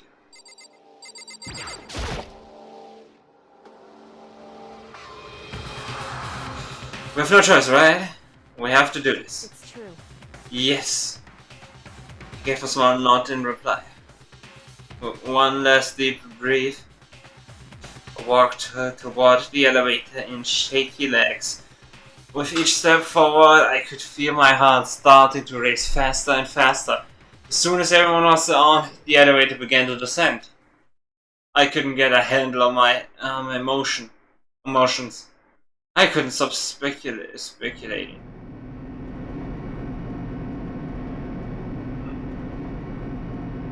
The steel box sank with heavy, clunking sounds, deeper and deeper into the ground. As we went deeper, the uneasiness in my heart grew bigger and bigger. The elevator was unaffected, however, and continued to descend without hesitation, until finally it came to a sudden stop. Oh, do you think I redecorated it? Isn't it so fresh? Isn't it so exciting? Don't waste our time with stupid questions. Let's get this over with. Good. You're raring to go. Gotta say, I don't have that. I gotta say, I don't hate it. It's nothing at all. Well then, let's get this show on the road. Everyone, please find your assigned seats. And so, the curtains opened once again. A deadly judgment, a deadly deception, a deadly betrayal, a deadly riddle, a deadly defense, a deadly faith, a deadly class trial.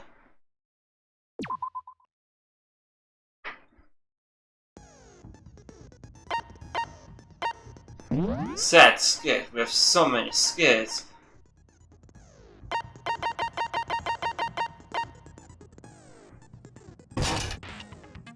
Here's the speed of memorizing a statement effect during the non-stop debate.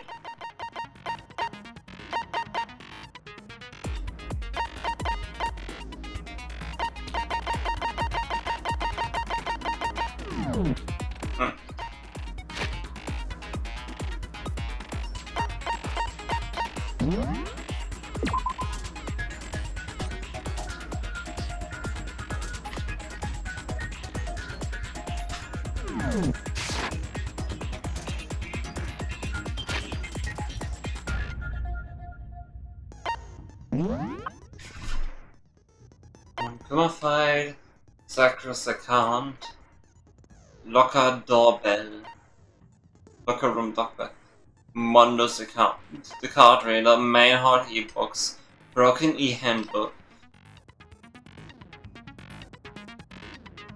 main hard e-handbook, and books. Genocide Jack, case for Always account, boys locker room carpet, 2 lockup room posters, Chihiro's e-handbook, status of the dead body, disappearing stain, library desk lab, and Celeste account. And before we actually continue, I want to take a small break. But it's only a short one. Don't worry.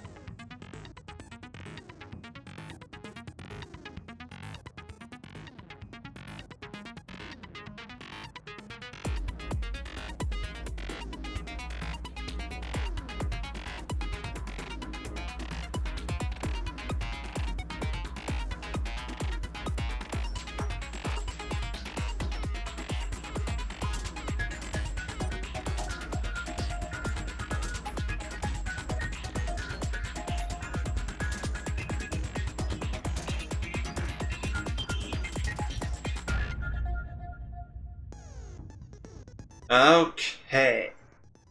It is time.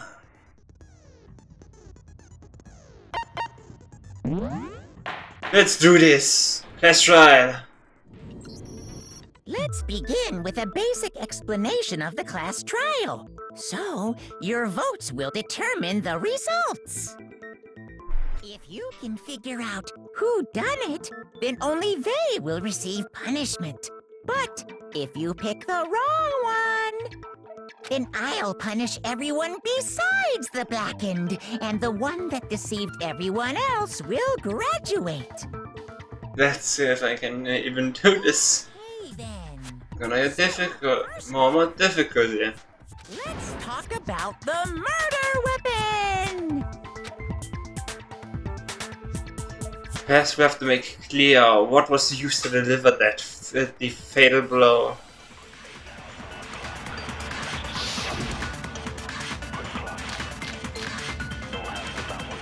Dangaronpa easily.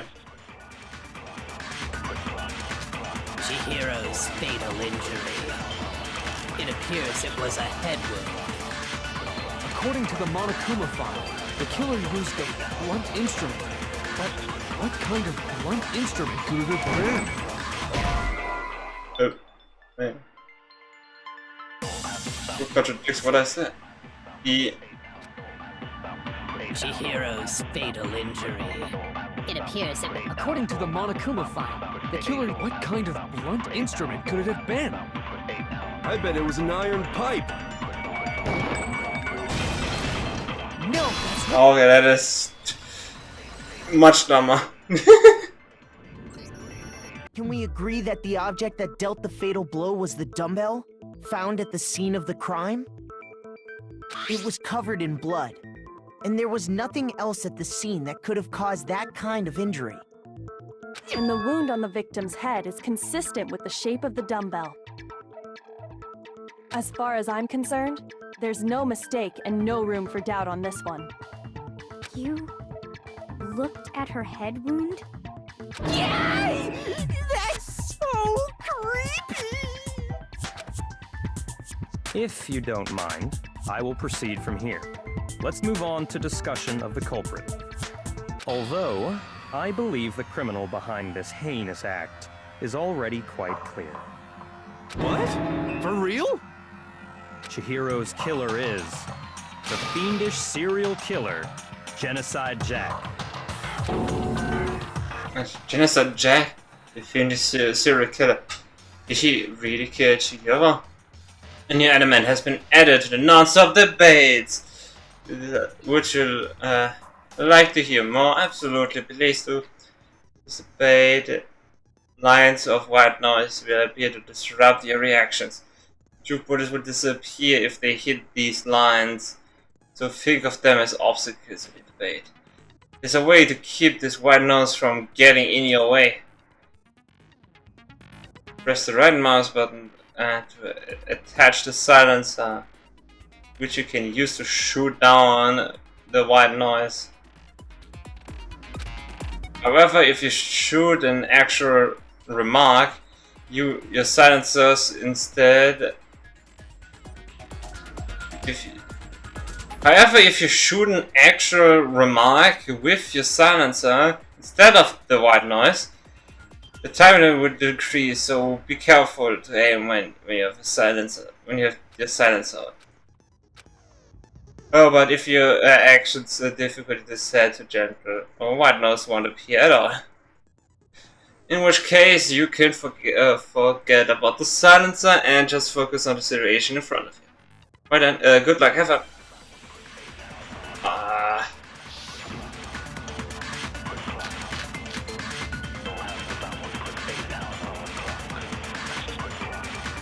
The culprit is Genocide Jack. I'm sure. Case closed, as far as I'm concerned. But that's impossible! Why? What makes it impossible? Well, I mean, come on! There's just no proof for it. No, that's wrong!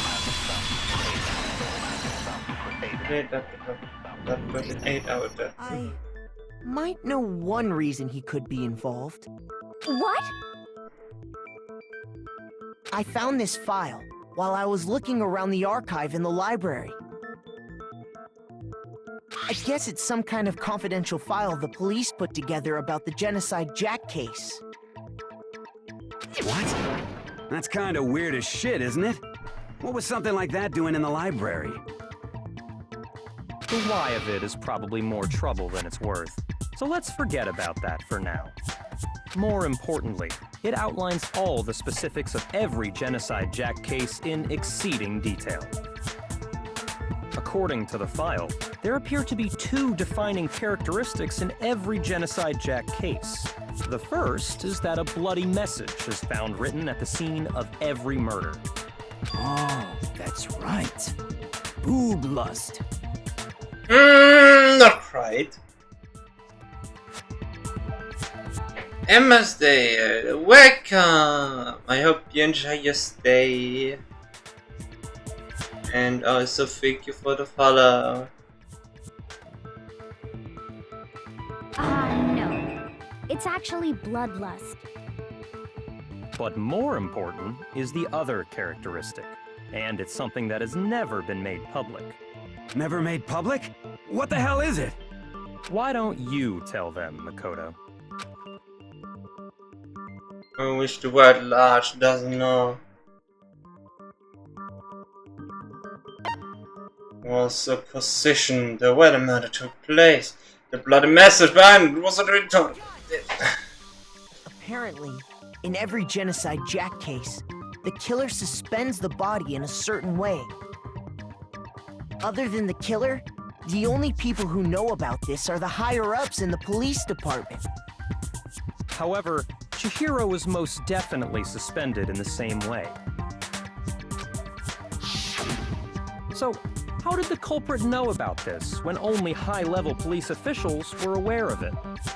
There's only one logical answer I can think of. It's because the culprit in this case is the real Genocide Jack. No fucking way! You're saying Genocide Jack is one of us? Yes. In fact, it's Toko. Genocide Jack's true identity is Toko Fukawa. You lie! What? Hey, okay, wait, hold on a sec. Toko has, like, bloodophobia or whatever, remember? Bloodophobia. The serial killer is afraid of blood. Is Toko Genocide Jack? The answer is yes and no. Another riddle? Man, why is this gotta be so complicated? It does seem like a riddle in a way, but I feel like I could just about see it. Genocide Jack is Toko, but isn't Toko. What does it mean? Hangman Gambit.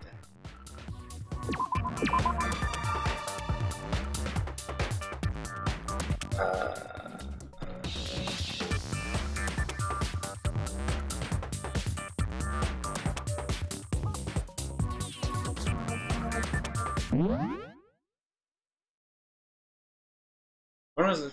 Let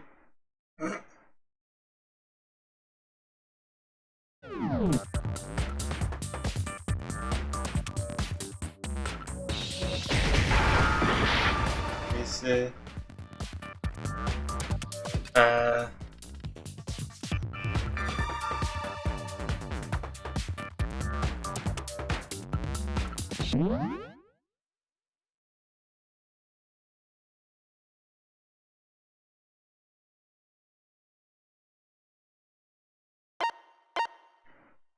Mission you can take. Yeah, you can concentrate and slow down pass with that. Consume focus. Press forward. That does. I don't even know what word exactly you should look for. Yeah.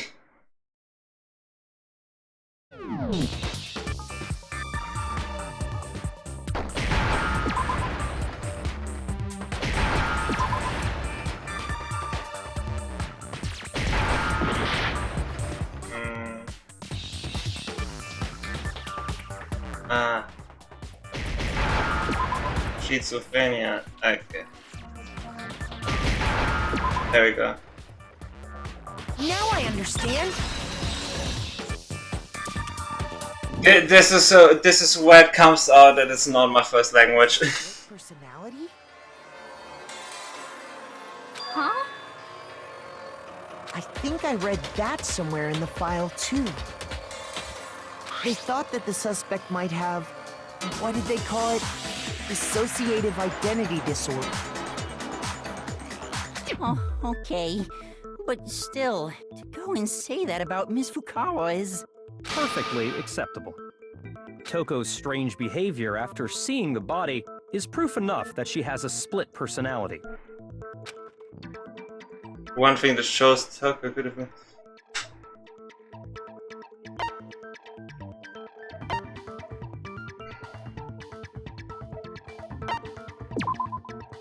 Yeah. Shoot! Almost dead. I got it! You're talking about how she started acting totally different than usual, right? That's right. Think back. She fainted when she saw Chihiro's corpse, and then, when she woke up... I'm fine. Keep on. Dead body, hey, are you dead? She must have hit her head real hard when she fainted.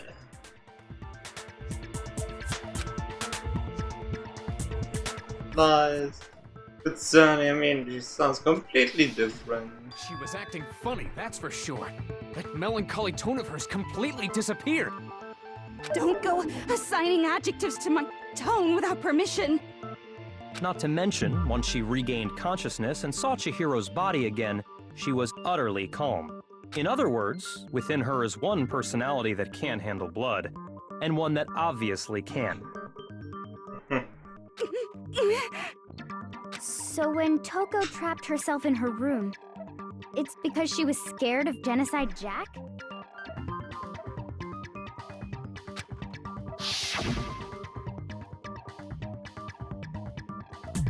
I wonder, Genocide Jack have control? No. I drive out the killer, drive out the murderous fiend. The reason she locked herself in her room wasn't to keep other people from getting in. It was to keep her other personality from getting out. What? Toko was afraid. Afraid of the murderous fiend inside of her.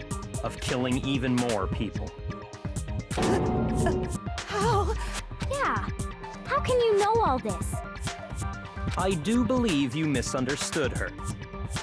What she's trying to say isn't, how can you know all this? No. What she wants to know is, how could you tell them? Huh? Last night, just before Monokuma gave his motive speech, Toko and I had a strange conversation. She told me a most interesting story.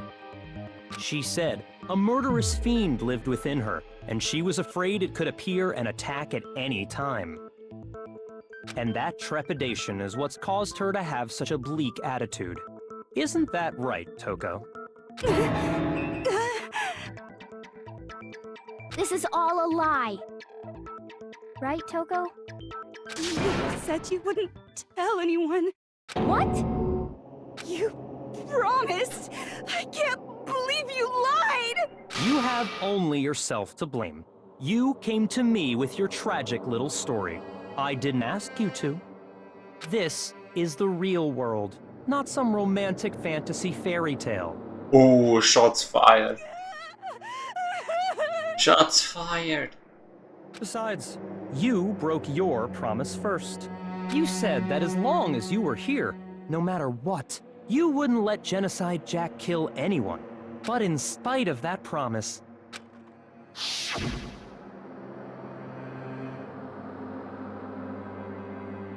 I'm sorry I couldn't keep our promise. Don't worry, never again. Will a Genocide Jack have control ever again? You said if I kept my promise, you would go out with me. That's the only reason I promised. How many times do I have to tell you? I never said that. but you weren't able to do it. You just couldn't resist that rush you got from killing, could you? I tried. I swear I tried to control it, But your efforts were useless. What a disappointment. I hate you. Well, the opening act is nearly finished. All that's left is to hear from the person in question directly. The person? Mm-hmm. You don't mean... Coco's body suddenly lunged backwards. A huge thud echoed across the courtroom, but in the next second... Well, hello there! Is it me you were hoping to see? Genocide Jim, not Jetwit. What the heck? So you figured it out, huh? Well, whatever. What are you gonna do? I'm the ultimate murderous fiend, Genocide Jack! Or better yet, let's go with Genocide Jill! What the fuck is this? Toko, what happened to you? Not Toko, that's a loser name, and what happened is a textbook split personality. So what if one of them happens to be a serial killer? You should turn a blind eye to one's faults.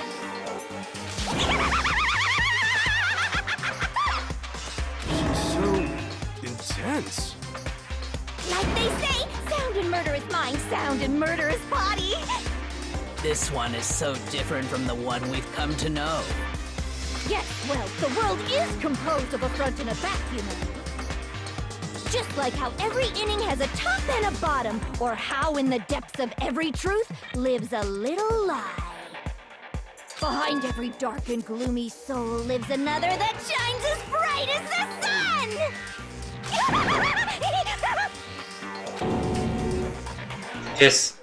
Is the murderous fiend Genocide Jack?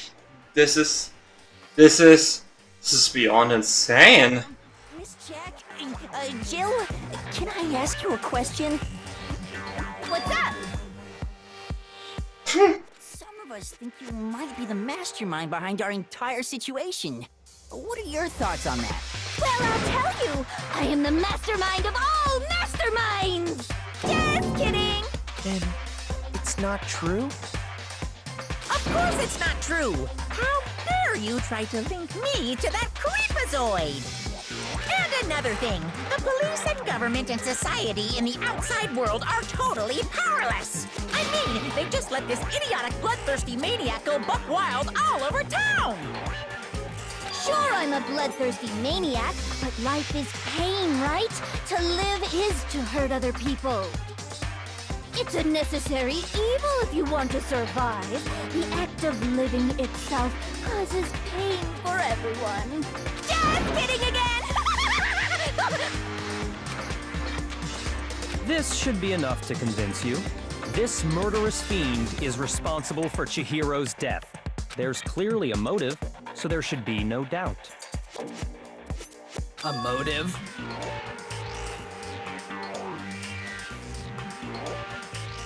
Remember what Monokuma told us? If someone didn't murder and graduate within 24 hours, an embarrassing memory or secret would be revealed. Well, let's assume that Toko's secret was about Genocide Jack. If a secret like that came to light, Toko's life would have undoubtedly been forever ruined. So she had a very clear motive to never have that side of herself exposed.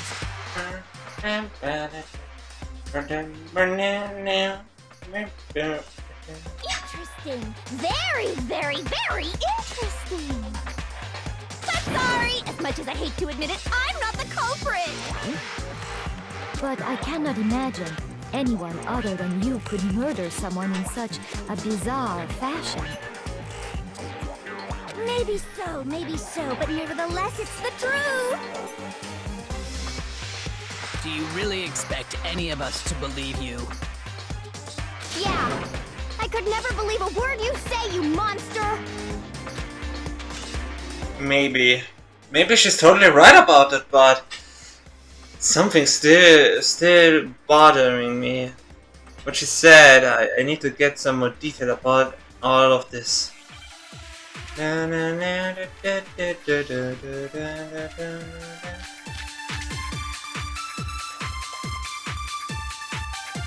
Letters of the dead body.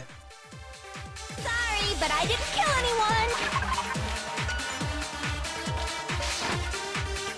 You say that, but do you really expect any of us to believe it? Perhaps if you had an alibi, that would change things.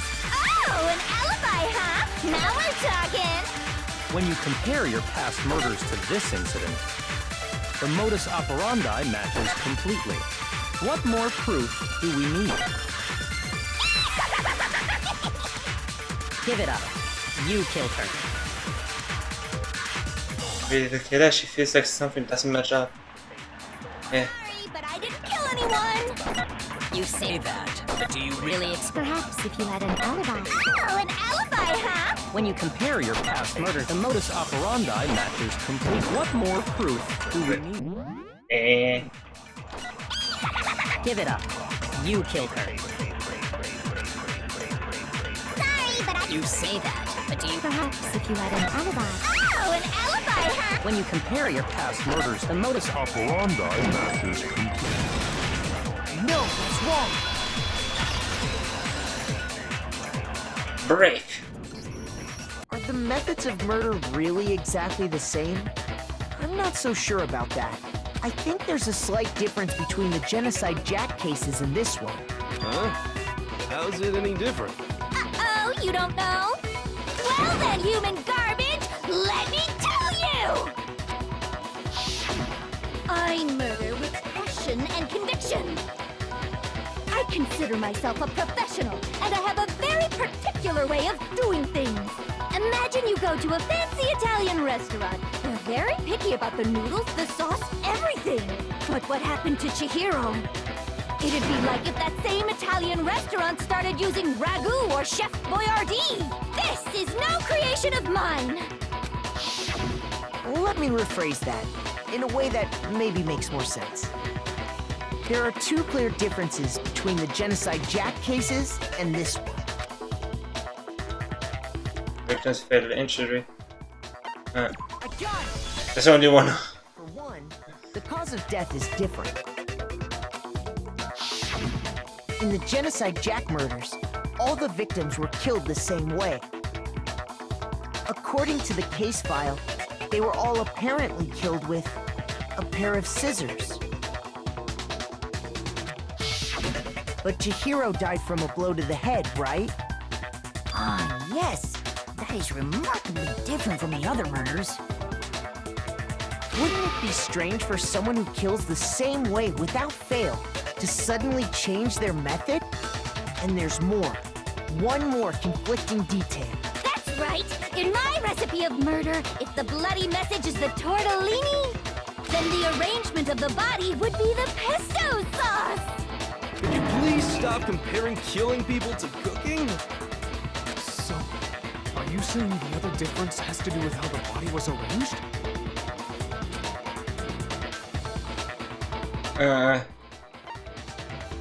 Second difference is,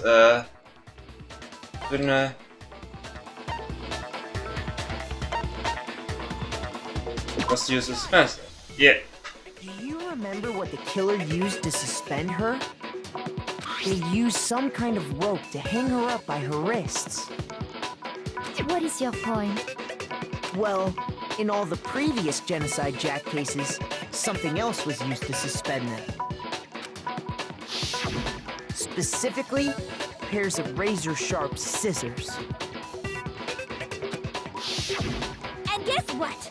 I used my own specially designed scissors for the murders and the arrangement. Like I said, I'm a professional, so naturally I'm very picky about the tools I use. And you know what else? Big Mac said there's two differences, but he's wrong. Big Mac? Are you referring to me? Listen up, Big Mac. There's actually one more difference. Huh? My word, you really didn't notice? Take a look at who the victims were in each Genocide Jack case. There's a pattern there, just waiting to be discovered. A pattern? figure that out, and it'll be plain as death why I couldn't have possibly killed that little lolly girl. Let's see. There was a better around the genocide check victims and Chihiro didn't fit it. Figured out. Chihiro was a girl. Is it because Chihiro was a girl? Bingo! Bullseye! Right on the money! What are you talking about? In all the Genocide Jack cases, all the victims had something in common.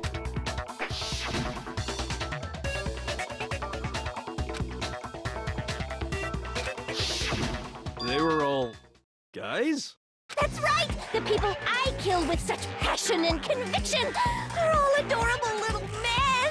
I can't believe I said it! I'm so embarrassed! The hell is wrong with you?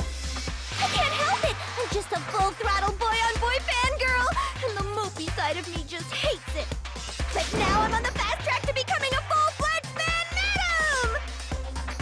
So, since Chihiro was a girl and not an adorable little male, you wouldn't kill her? Would an Italian chef suddenly start making ramen just because they're both noodles? Don't be stupid. I have too much passion and conviction to cross that line. That's the absolute reality of the one and only. We get it. You've clearly explained your hobby and your philosophy. But that's not all there is to it. It's a different matter entirely, when you're forced to kill in order to survive. Quiet, lolly cur! Lowly? Cur? I would never kill for a reason as petty as mere survival. And if by some fluke I did kill to survive, why would I bother with the message and arrangement? It'd make me the obvious suspect! That does make some amount of sense. Plus, whatever reason I have for killing, I would never leave out my prized scissors. Who would go out of their way to use a big, stupid, heavy dumbbell? Maybe you used the dumbbell because you couldn't find any scissors in the school? Any scissors? I don't just use any scissors. I only use my own set of high-class envy of the entire world scissors! Okay, whatever. There still aren't any in the school. Are you sure about that?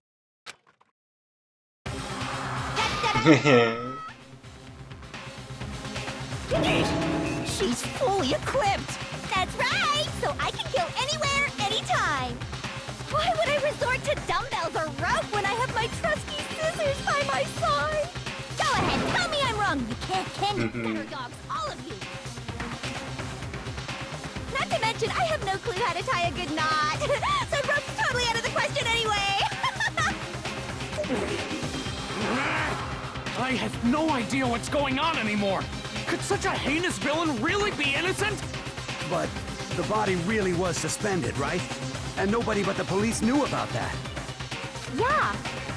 That's why we figured it had to be the real deal, and not some copycat killer or whatever. There's one person who could have copied the Genocide Jack cases. Select someone. And it's obviously Byakuya. Here's my answer. Byakuya, it's possible you could have found out, isn't it? You'd have no problem gaining access to classified government documents or internal police records. Plus, you'd already looked through the Genocide Jack file before this all happened, hadn't you? Are you saying Mr. Togami did it? Then the reason he pushed the theory of Genocide Jack being the killer so hard was because he wanted to pin the crime on her. So, he rearranged the scene to disguise it and make it look like I put my stamp on it! The adorable glasses man was behind it all! Oh, I'm on fire! Well, Byakuya, what's your response? But one thing never changes.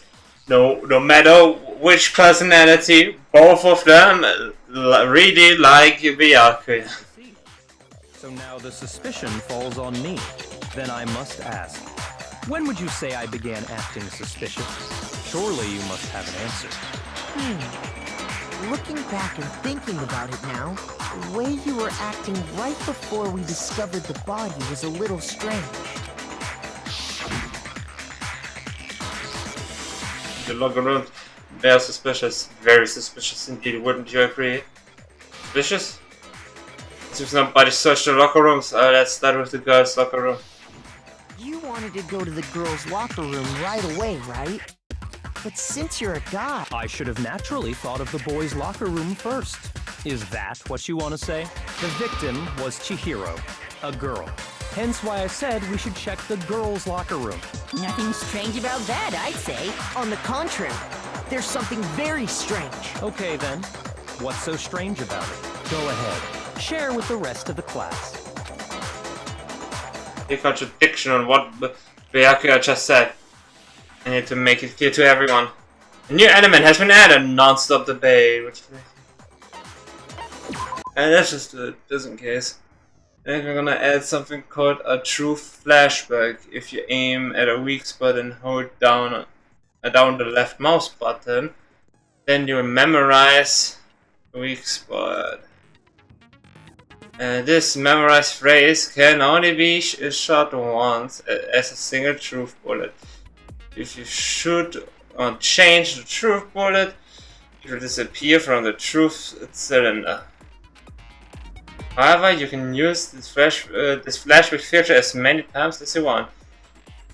If you don't seem to have an answer to a lie or contradiction in your loaded truth bullet, it might be wise to memorize a different weak spot and use that to make your case. When the best time to flashback, well, you just have to use your keen wits, won't you? In this case, though, I say that if you don't use a flashback, you won't be refuting anything. Well then, good luck and have fun. Hey, that was a flaw. Monokuma fight 2. Yeah, obviously. Obviously. Byakuya was acting kind of weird before we found the body. But he was acting weird... how? If you're presented with the opportunity to check out the girls' locker room, you absolutely take it! That's a natural reaction for any guy! The victim was Chihiro, who was a girl. So of course I would suggest we check the girls' locker room first. There was no time for pointless distractions. What's so strange about that? You wish you'd taken me with you? No comment about Chihiro being a girl. There's a clear contradiction there. So, you said Byakuya was acting kind of weird before we found the body. But he was acting weird... how? If you're presented with the opportunity to check out the girls' locker room, you absolutely take it! That's a natural reaction for... The victim was Chihiro, who was a... No, that's wrong!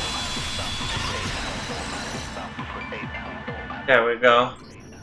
I'll tell you what's so strange about that. Because up until we actually discovered the body, we couldn't have known who the victim was. So your claim that you went to the girls' locker room first because Chihiro was the victim doesn't hold up. I see. That's a good answer, I must admit.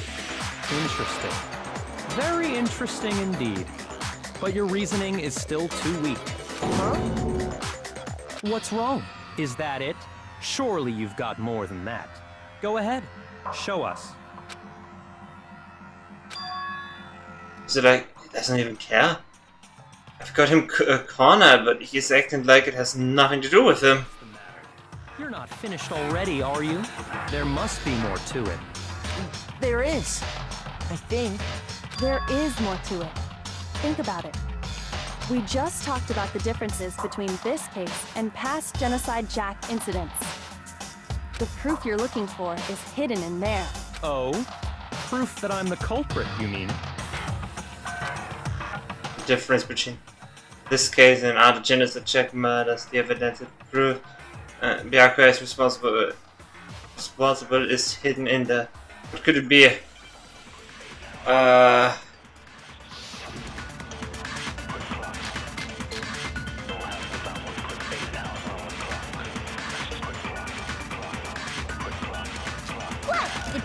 between the cases? You want me to explain it again? When I want to kill, I use my very own special scissors.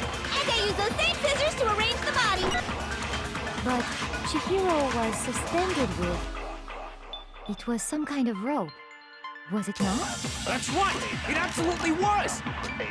Then there must be something very fishy indeed about that rope. Hey, Byakuya, where'd you get it from, huh? I'd never seen that rope before in my life.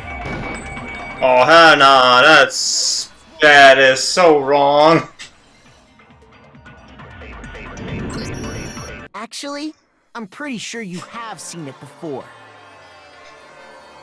Because, you see, that rope, or should I say, that extension cord? What? An extension cord? Byakuya, you've used the extension cord in the library more than once, haven't you? And the same extension cord that was in the library all this time went missing after the murder. Damn, that cable got turned into a way lower quality than it already was. And there's no way someone who uses that extension cord as much as you do wouldn't discover that fact. And Byakuya must be the one who took the extension cord. I can't imagine any other possibility. That's really what you think? Then your conclusion is something like this? I killed Chihiro in the girls' locker room, then hung her up and wrote that bloody message. I intentionally made it look like Genocide Jack was behind it. Is that about right? He's doing it again. He's totally calm, totally unconcerned. As if he's not even involved. Wait, not even involved? I asked you if you think that's what happened. Hell yes, that's what happened. So that's it, right? Byakuya's the killer. I don't disagree with not disagreeing. I don't disagree with not disagreeing. Calling this a game, right? So he'd be totally willing to do something like this to win. Sorry, but could we hold on just a second? I think we need to talk about this a little more. Huh? Do we really need to? We've already decided who did it. I know, but still, there's something that's still bothering me. Is that right? And what, pray tell, is still bothering you? I killed her in the girls' locker room, then disguised my crime. Specifically, I dressed it up to make it look like it was the work of a homicidal psychopath. What about all that bothers you? Wait. What was that just now? Something's not right. Byakuya remarks just now. Something in there that concerns me. Scene of the crime. You say you killed Chihiro in the girls' locker room, right? But are you sure about that? Isn't it possible that the murder took place somewhere else? How disappointing. What kind of question is that? Even in the world of disappointments, this is a true letdown. She was found dead in the girls' locker room. There is absolutely no question about that. How could the scene of the crime have been anywhere else? Well, I think it's entirely possible that she was killed somewhere else, then carried there later, along with the rest of the murder scene. The rest of the murder scene?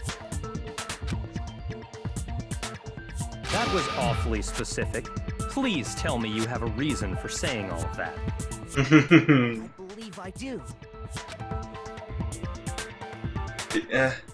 Hey, Byakuya, did I just take you off guard? And so you suddenly moved to the crime scene. Byakuya could have been so confident up till now.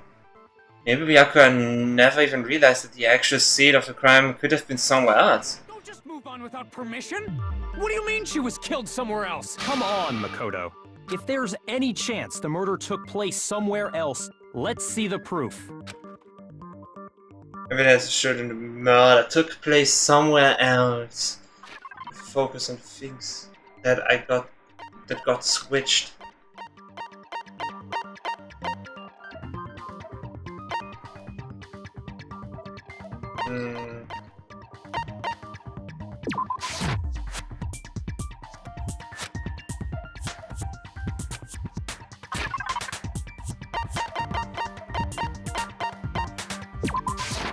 got it! Proof that she was killed somewhere else is the poster that's hanging in each locker room. Your proof is some posters? The poster in the girls' locker room was a picture of a big-boobed supermodel. But don't you think that's kind of strange? Why would the girls' locker room have a poster like that? I bet those massive jugs of hers were totally fake! Meanwhile, the boys' locker room had a poster of the super popular boy band Tornado. Again, that doesn't really seem to belong in a boys' locker room. So you're saying that maybe the posters were switched? And there's one other thing I noticed about the locker rooms. You know what I'm talking about, right, Sakura? You're referring to my protein coffee, aren't you? Protein coffee? While I was in the girls' locker room earlier, I spilled some protein coffee on the carpet. But I noticed that after the murder, the stain had been totally scrubbed away. No, it's not that the stain was scrubbed away. It was moved. I got it! The stain on the girls' locker room carpet wasn't scrubbed away. In fact, I found it on the boys' locker room carpet. That's definitely the stain from my protein coffee.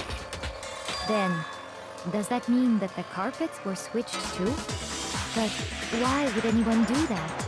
To move the murder scene from one locker room to the other. It's certainly plausible, don't you think? Damn. In other words, in order to completely swap the scene of the crime, the blood-stained poster and carpet were moved along with the dead body. By doing this, the killer was able to change the entire room where the murder took place. I can certainly follow your reasoning, but why would the culprit bother doing that? Huh? Why would they go through all that trouble of switching the scene of the crime? Actually, an even bigger question. If the murder did take place in the boys' locker room, then how did Chihiro get in the boys' locker room in the first place? To get into the locker rooms, you have to swipe your e-handbook across the card reader device. But Chihiro's handbook should have only allowed her access to the girls' locker room. She had no way to get into the boys' locker room to begin with. No, she did have a way, and I can tell you what it was. I highly doubt that. Shut up! I'm telling you, I know how she could have done it.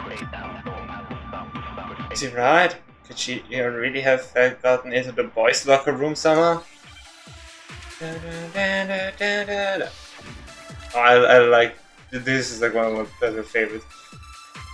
Broken e-handbook, 2 locker room posters. Is it really possible? Could Chihiro really have gotten into the boys' locker room somehow? Ah! I got it! She must have hacked her e-handbook! She was the ultimate programmer, after all. Sure, that would have been no problem for her. No, I don't think that's it. She used the thing that was in the main hall. Huh? What thing? I'm talking about Leon's handbook, of course. That one is broken. In quotations, broken. No, I don't think Chihiro used Leon's handbook. Why not? Because Leon's handbook was broken. Oh. Well then, yeah, I guess that'd be pretty impossible, huh? I am struck silent by how quickly you gave up. Plus, isn't there a regulation against using someone else's handbook? Actually, the rule states that loaning your handbook is prohibited. It says nothing about borrowing one. In other words, you could borrow a dead person's handbook all you want, and you'd be safe. Yup, yup, yup! Hit the nail square on the noggin! Of course, if it were broken, that wouldn't make any sense anyway. So then, she must have hacked hers, like I said. She used her ultimate programmer skills and... Psst! You can't fix an e-handbook! The instant you open one up, a security buzzer starts blaring! So, if she didn't use Leon's handbook, and she didn't modify her own handbook, Maybe Mr. Naegi's initial assumption is just wrong? It seems like there's no way she could have got into the boys' locker room. So I guess so. Okay then, I vote for Byakuya. Is that it then? Chihiro was killed in the girls' locker room. Byakuya is the one who did it? Really? Is there... I don't know what else I can do. Hold on a second. That's where best girl Kyoko comes in. I agree with you, though. I think you're on the right track. What the? You finally decide to open your mouth and that's what you've got to say? There's no way she could get in the boys' locker room, right? So... Why are you so sure she couldn't get in? There's still one other way she could have gained access. What? What are you talking about? What other way is there? Well, to explain that, why don't we take a little break from the trial? I'd like you all to come see something. Wait. Just what do you think you're doing? Don't worry. This'll make the whole trial more exciting. I'm sure that thought must please you. Huh? It'll make it more exciting? Well, all right then. I declare an official class trial recess. For real? Now then, what is it you want to show us? It better not be boring or I'll be very unhappy. Oh, I have no doubt it'll meet your lofty expectations. So, shall we go?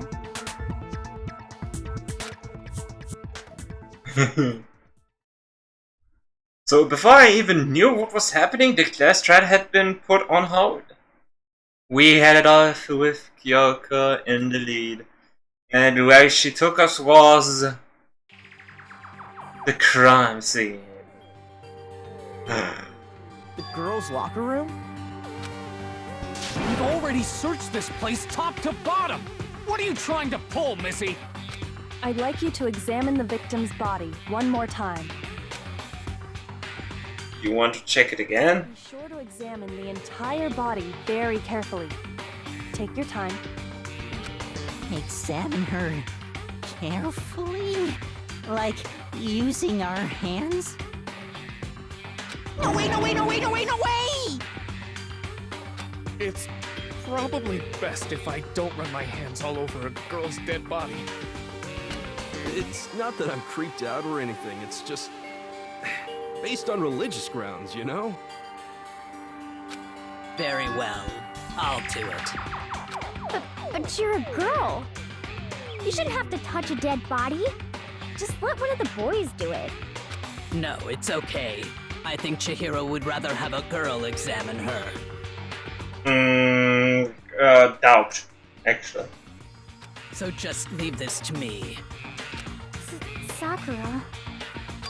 What is this? Some kind of secret girl-on-girl action? Is that what you two are about?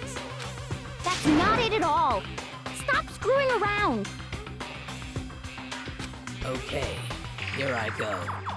I'm sorry, Chihiro. Please excuse the intrusion.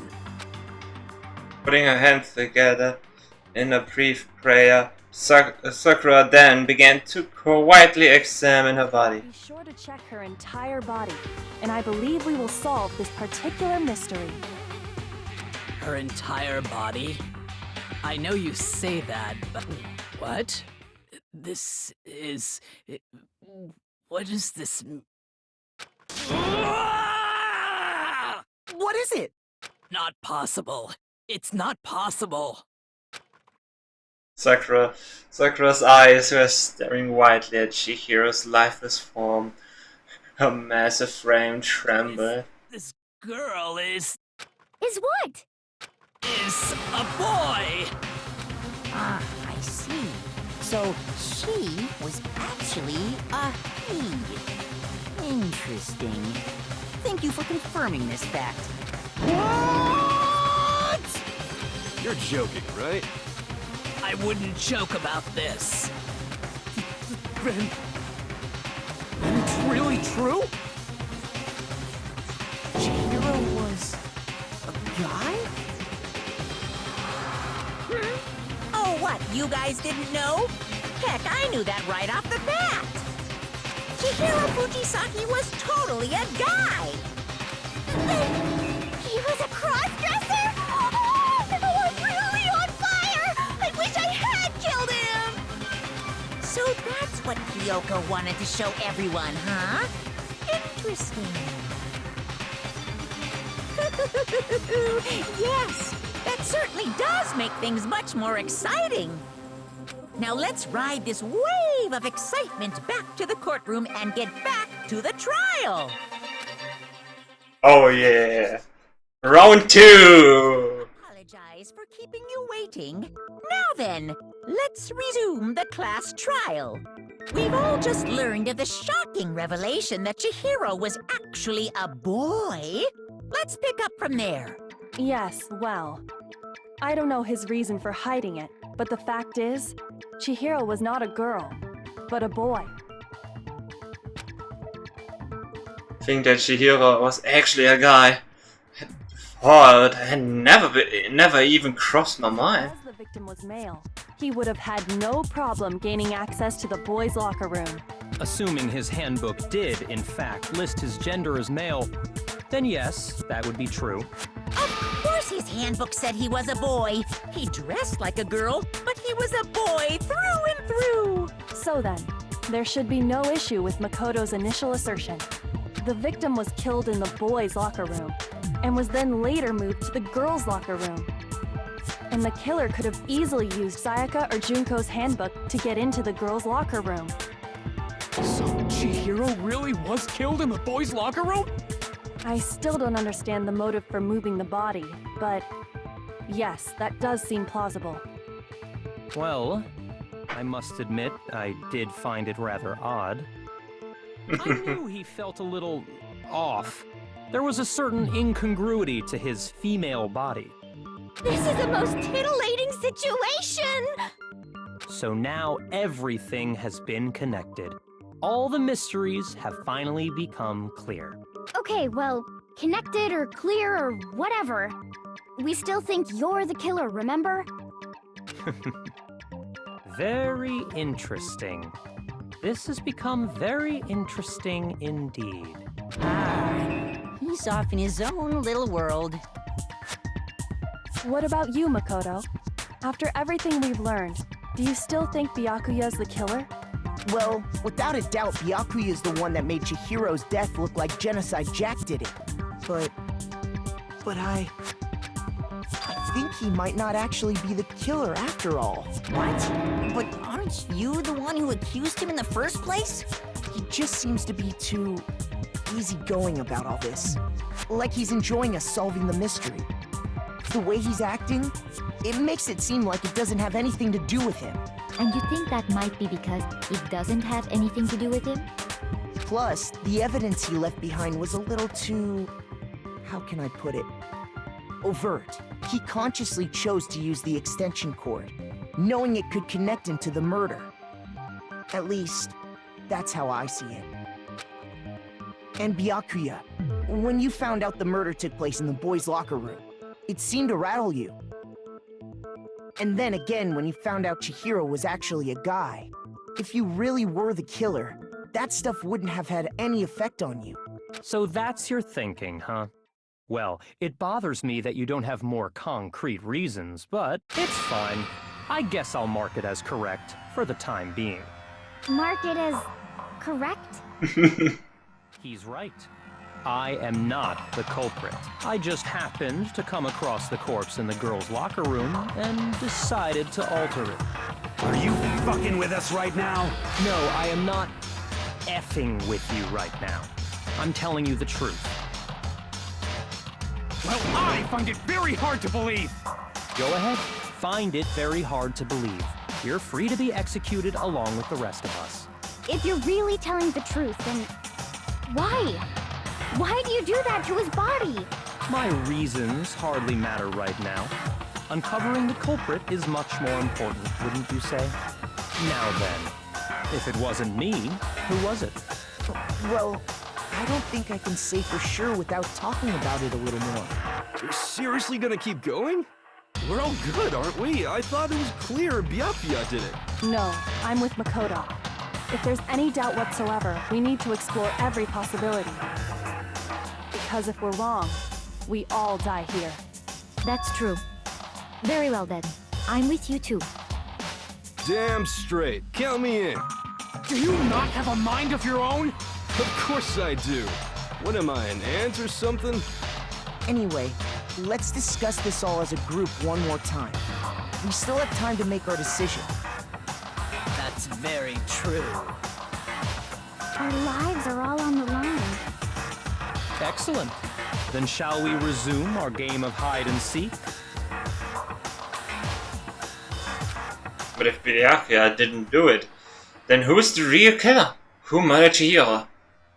So, one thing we can sure that we know about the killer. Killer's a guy. And the crime scene was the boys' locker room. You would need a boy's handbook to get in. Since Leon's handbook is apparently broken, the killer would have had to use their own. In other words, it had to have been a guy. But that's still not enough. We need to find some more clues. Make your argument. Celeste's account. Isn't there a single clue that might lead us to who did it? Well, clues are one thing, but did nobody get a look at the killer? I'm sure if someone saw the killer, they would have said something by now. Perhaps someone saw the victim at some point. Even that might be enough for now. Yeah. All we need right now is any kind of new info. Shoot! He picked the fast. Single clue that might lead us to Did nobody get a look? I'm sure if someone saw the kill, perhaps someone saw the victim at some Yeah. All we need right now is any kind of new... It's over. It's all over. You want to know who saw the victim? The killer. And only the killer. No, it's wrong. Yeah, I was thinking really fast. I believe someone else did see the victim before he was murdered. What do you think, Celeste? Now that you mention it, yes. I did see him. Huh? Really? Oh, but I suppose only Makoto knows about this. Go. The rest of you had no idea, did you? That is why you're all making such ugly noises. Whatever! Just hurry up and tell us! It was last night, right before nighttime. I saw Chihiro in the dormitory warehouse. I saw him stuffing a track jacket into a duffel bag. And then, I assume, he headed off to exercise. A track jacket and a duffel bag? But we didn't find anything like that at the murder scene. It seems likely that the culprit destroyed them to get rid of any evidence. And that is when he said something that struck me as rather odd. Well, I'd better get going. I'm kind of in a hurry. Chihiro told me he was in a hurry. But why would he be in a hurry? Only if someone were waiting for him, I should think. Yeah. So, Mr. Fujisaki was on his way to meet with someone, and then they were going to work out together? But Hina and I had invited him to exercise with us plenty of times, and he always declined. Probably because he was afraid you'd find out the secret he was hiding, right?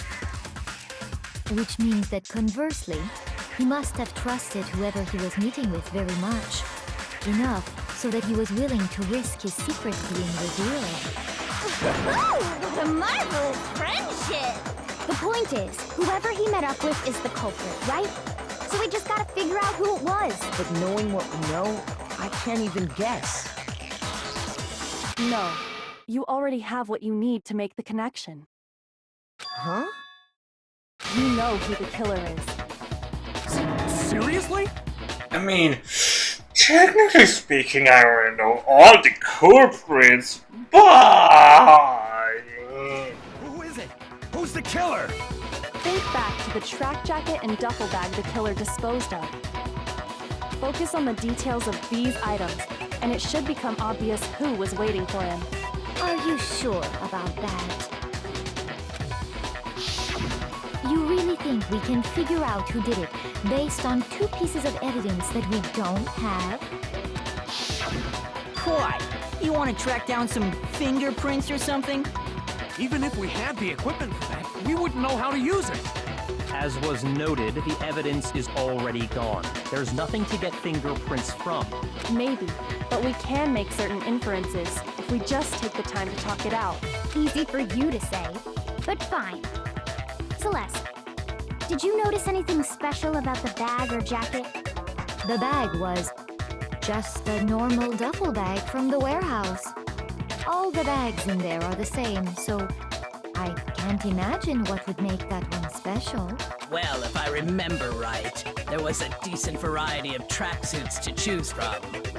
Do you think there might be some connection between the culprit and Chihiro's jacket? Perhaps. Let's explore that and talk a bit more about the jacket he took.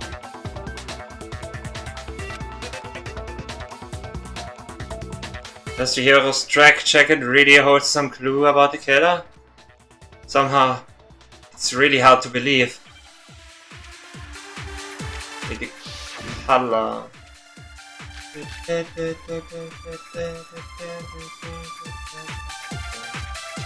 First of all, we know where Chihiro was headed. He was on his way to go exercise. So next we have to ask, why did he choose the specific tracksuit that he did? What do you mean, the specific tracksuit? I got it! He picked that tracksuit because it matched the one the culprit was wearing. So, what you're saying is, the killer was wearing the same blue tracksuit as him? My tracksuit is black. I don't even have a tracksuit. Cause exercising sucks. I have a white tracksuit personally. I got it from the warehouse, if you must know. Did any of that really help us get any closer to figuring out who the culprit is? No way. Not a chance. You heard him, right? What he just said without even realizing it? Yeah. He was on his way, so next bit, why did he choose? What do you mean? I got it! It matched the one the culprit was. So, what you're saying is, the killer was wearing the same blue tracksuit as him? My tracksuit is black. But yeah. Shoot! First of all, we know where Chihiro was headed. Celeste gone. Way to go exercise. So next we have to ask, why did he choose? What do you mean, the specific I got it! He picked it I matched. can definitely do it without dying. What you're saying is, the killer was wearing the same blue... You're not. Yeah. Okay.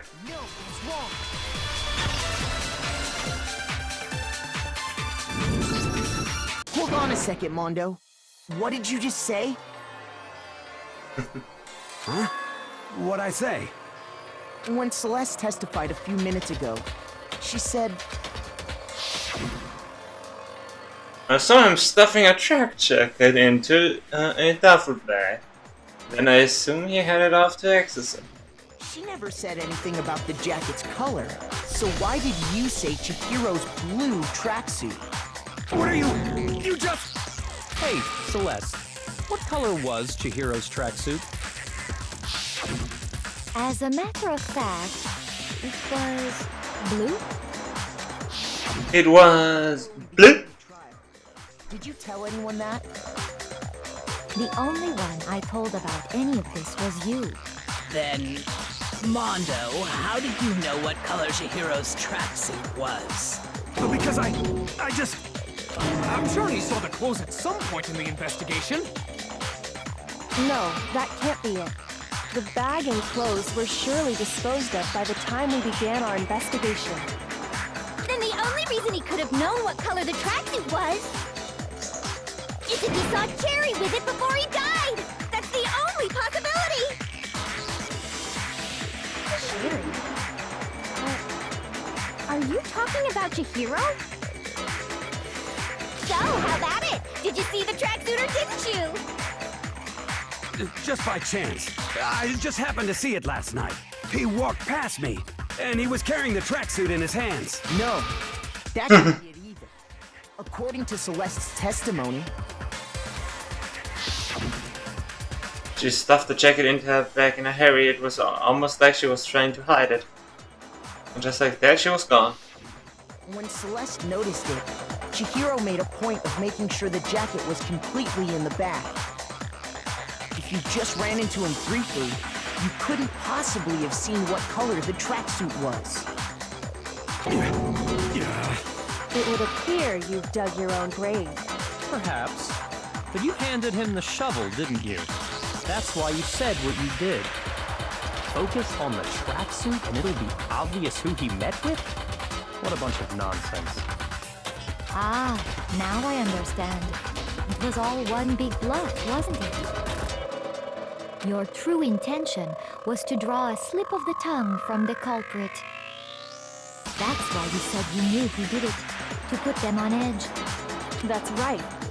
However, Mondo was my target all along. I had my suspicions about him from the very beginning. But why? What made you so suspicious? That's a good question. Because I hate him.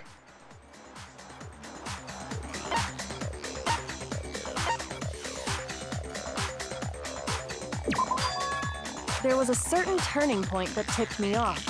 Maybe you didn't notice it, Mondo, but you tend to refer to men and women differently. You only call guys dude. For girls, it's chick. And after he was killed, you happened to refer to him as dude. Once I picked up on that, it occurred to me that Mondo knew something we didn't. You noticed such a tiny detail? Are you a witch? She's a witch! You're positively frightful! No, I'm not the frightful one.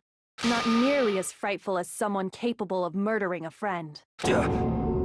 Mondo, was it really you? Did you really kill Chihiro? I didn't kill anyone! You've been all over me, judging everything I say, putting words in my mouth. What gives you the right to treat me like a goddamn criminal? Yeah! He would never do something like that! This is a false accusation! It's true. My reasoning on that is pretty shaky. That was fast. Well, this does present us with a problem. It seems we are all out of leads. My time has nearly come. That's what my little ghost friend is telling me. Oh yeah, that reminds me. Hifumi, weren't you telling me you found some evidence? Really? What kind of evidence? Actually, you know, now that I'm thinking about it here calmly, it might not be all that relevant. Jeez, does your confidence just get up and walk away? It's fine, man. Just tell us. If you really insist, that, here it is. What do you have there? It happens to be an e-handbook. I found it laying on the ground, so I scooped it up.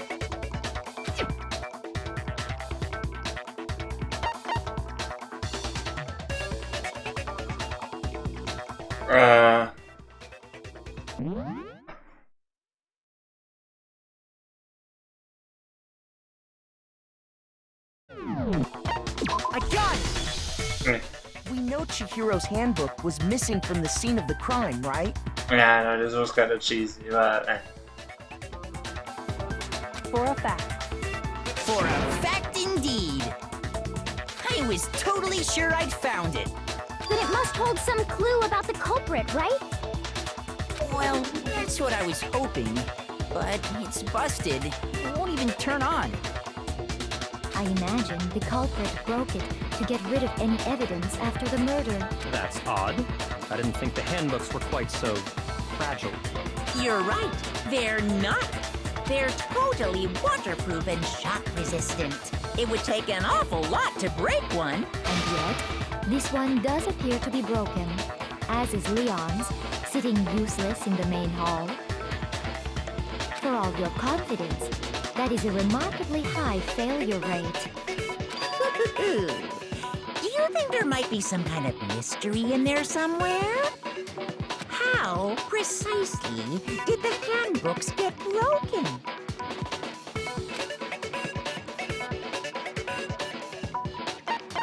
Hitting its weak point. You already told us before that the handbook has one weak point, didn't you? You remember that? Sure, maybe I let that slip. But I never told anyone what the weak point actually was. But if the handbook is supposed to never break, and two of them broke in quick succession, Then we can only assume that someone's figured out its weakness. You know what the weakness is, right, Monokuma? So, what is it? You're asking me? I think it's a necessary piece of information if you want this to be a fair trial. But if I tell you, and someone else decides to copy it, that would be very not good. Just tell us already! Why would we want to break our own handbooks? Oh well, I have a weakness for pushy demands. But you're sure you won't follow their example? Then allow me to make a special announcement. The weak point of my cutting-edge e-handbook is when it's exposed to high temperatures for too long, it will suffer a meltdown and totally break! I flippin' knew it! You knew it? Yeah, because I found the handbook laying on the floor of the sauna. The temperature in the sauna can reach over 200 degrees. Strange how you don't get burnt, huh? It's because as your sweat evaporates, it creates a cooling layer of air around your skin. If the hot air of the sauna were somehow pushed directly onto your skin, you'd definitely get fried. That layer of air would get blown away. That's why you may feel a burning when you move around. So when you're in a sauna, make sure to keep nice and still. Interesting. I learned one new fact today. That is a mere trifling speck of knowledge. Anyway, if you found the victim's handbook in the sauna, then the killer must have been purposely trying to raise its temperature in order to break it. meaning the culprit somehow knew its weakness. But how'd they find out? Monokuma said he didn't tell anyone, right? Indeed. Quite the mystery. The one person that was in the sauna with his stove sauna. What if they found out by accident? What do you mean by accident? What if the killer took their own handbook into the sauna, not knowing its weakness, and it broke? They'd realize it was broken, of course, and it wouldn't be hard to figure out why. And once they had Chihiro's handbook, they knew they had an easy way to dispose of it. I won't say it's not possible, but who would have done something like that? I don't know of anyone who took their handbook into the sauna. I might know someone who did. Whoa! Seriously? I think the one who may have taken their handbook into the sauna was... Oh, he knows.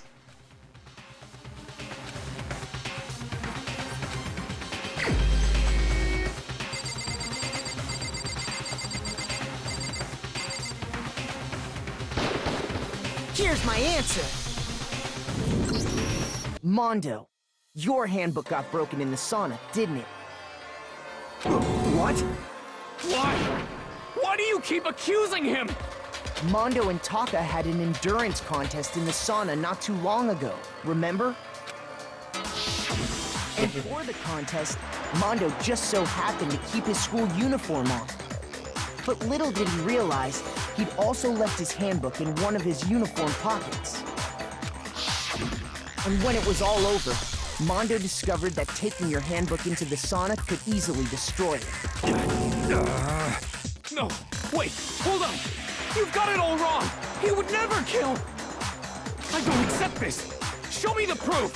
The actual solid proof. I don't have to believe. I don't want to believe it either, but I found something that proves it beyond a shadow of a doubt. Make your argument. What you hear, handbook card reader? Let's test Makoto's assertion. If what he says is correct, then Mondo, you broke your own handbook. In other words, if Mondo's handbook is actually broken, then that proves that what Makoto said is right. Well, my goddamn handbook works just fine! See? Look! Makoto was wrong after all! Mondo wouldn't hurt a fly!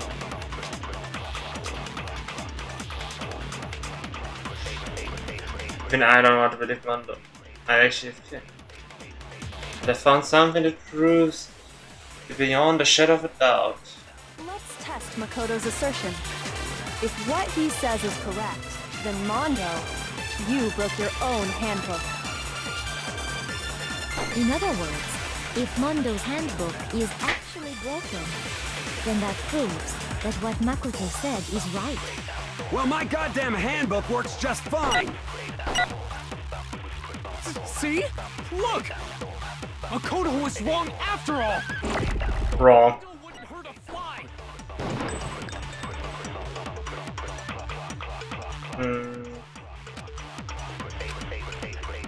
Let's test if what he says is you broke your own handbook. In other words, if then that proves that... Well, my goddamn handbook works just fine! No, that's wrong!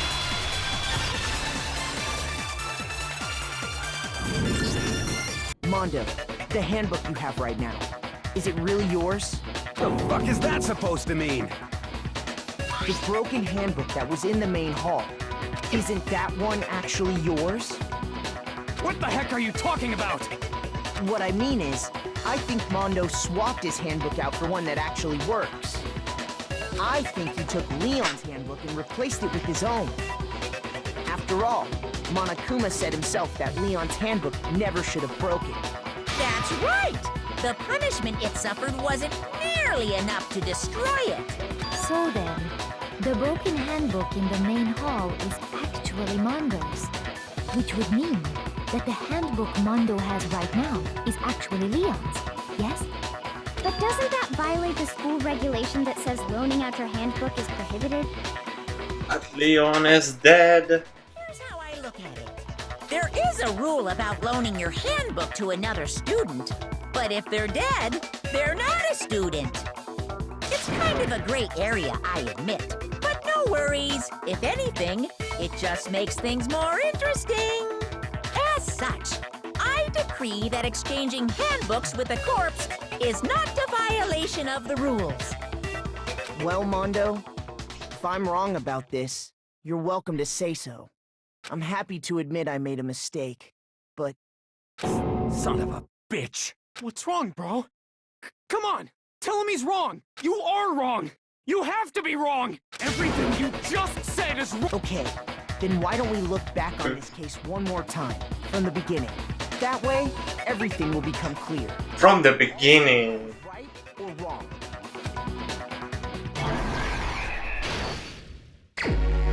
Eh.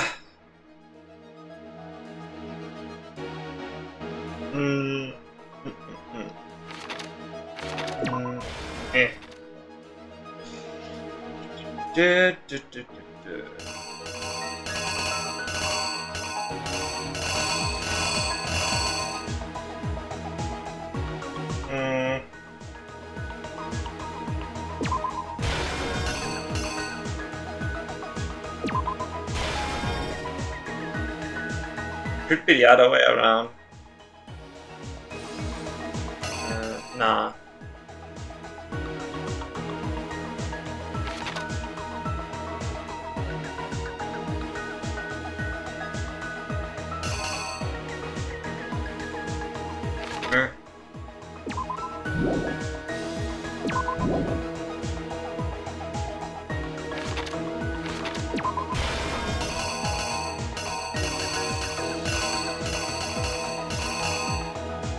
Aggressive.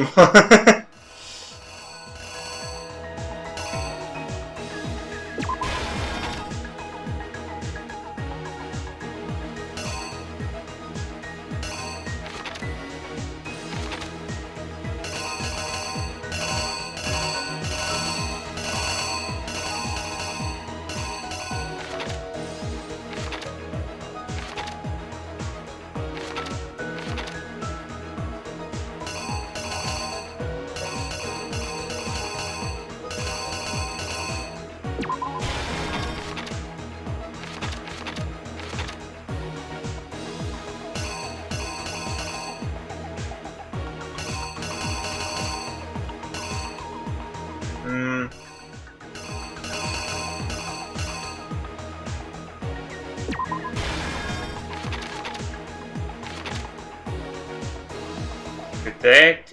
It is.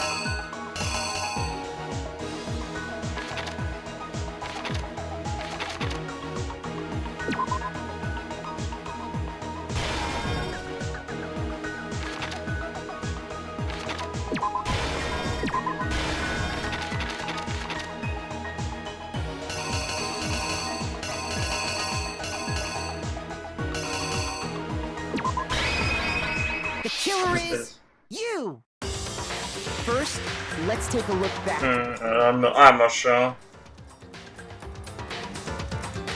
But yes, it was here. Celeste saw Chihiro in the warehouse, correct?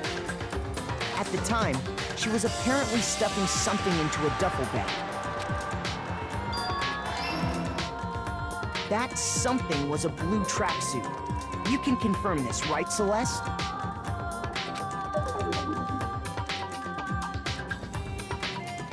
With bag in hand, Chihiro headed out, even though it was officially nighttime. She made her way to the locker room, specifically the boys' locker room. But how could the victim, who was apparently a girl, access the boys' locker room?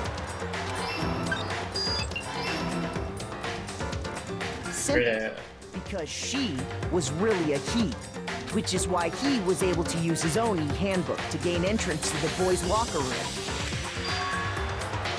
Once inside, he met with someone there. And the person he met was the one who killed him. It seems likely that the killer grabbed the nearby dumbbell, approached the unsuspecting Chihiro,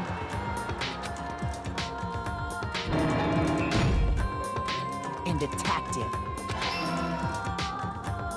And that's where the bloodstains on the poster and carpeting in the boys' locker room came from.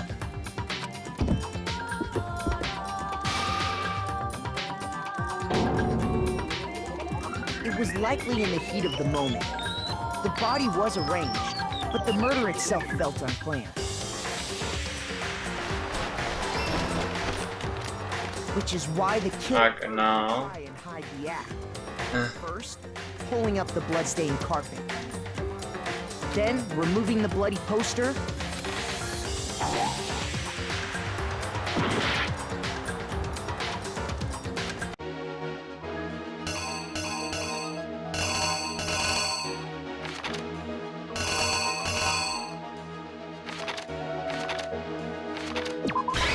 Here's exactly what happened. Which is why the killer hurried to try and hide the act. Then, removing... Okay. And finally carrying the corpse into the girls' locker room. A girl's handbook was necessary to get into the locker room, of course. But this alone doesn't prove that the killer was necessarily a girl. After all, Sayaka and Junko's handbooks had been placed in the main hall.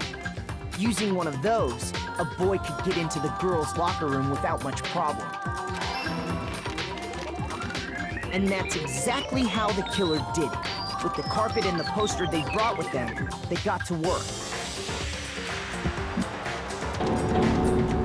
They changed the layout of the boys' and girls' locker room in what you might call a crime scene switch.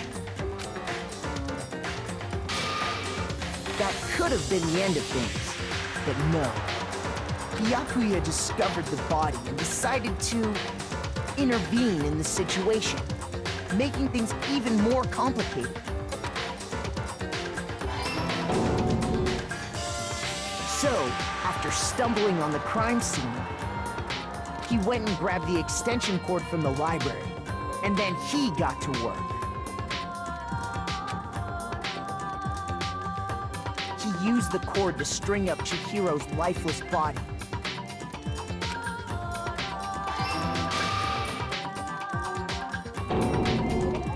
Then, using the victim's own blood, he left a grisly message there at the scene of the crime.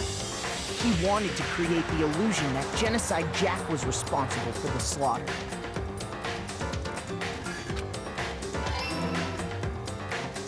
And around the same time that Byakuya was putting together this facade, the killer, having already disposed of Chihiro's bag and other belongings, arrived at the sauna.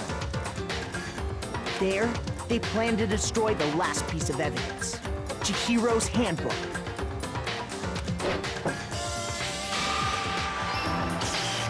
And just as the killer expected, the steamy sauna was enough to ruin the electronic gadget. Somehow, the killer knew that the handbook couldn't stand up to the heat of the sauna. And the reason they knew that is because the sauna had already wrecked their own handbook. And that's how it all played out. Isn't that right, Mondo Orada?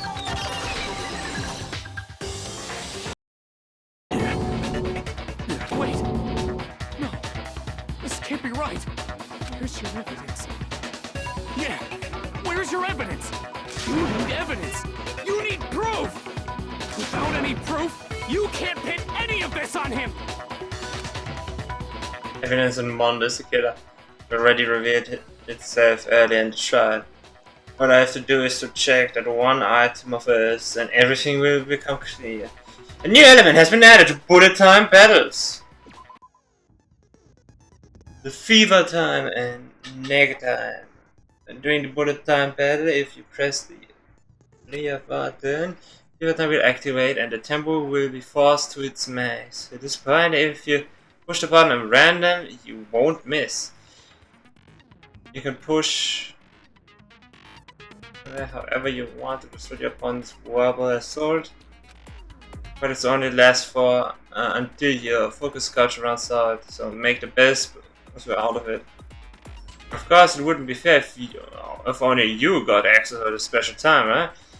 So we also prepared something called the negative time that your opponent can use. If your opponent activates negative time during the bullet time battle, your tempo marker will disappear, making it quite a bit tougher to hit buttons in rhythm.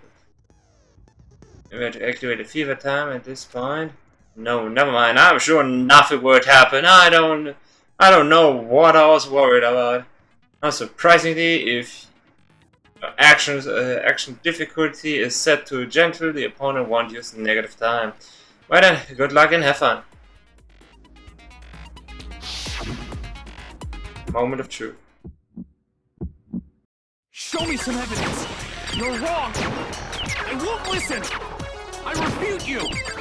False. Show me some evidence. I won't listen. I refuse to vote. Show me some evidence. You're wrong. I won't listen. I refute you. False. Show me some evidence. I won't listen. You're corrupt. I refuse to vote. I refute you. False. You're corrupt. Show me some evidence. I won't listen.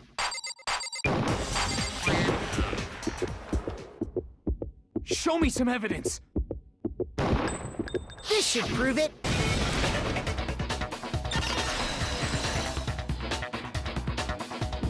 V3 roving is better to BH. It is solid. Mondo must have replaced his broken handbook with Leon's. In which case, we can just check each of our handbooks right now. Once we do that, we'll... You don't gotta do that. Huh? Yeah. I did it. I killed him.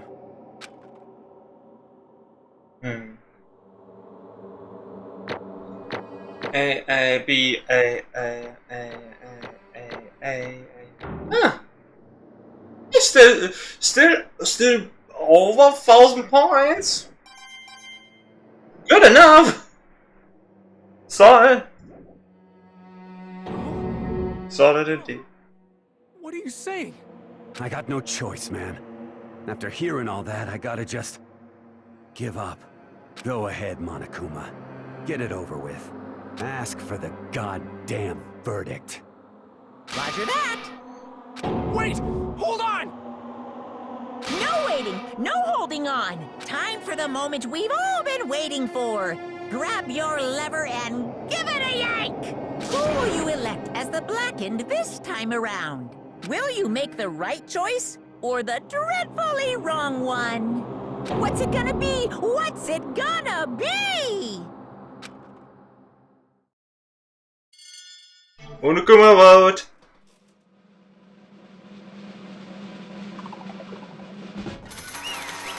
Good team.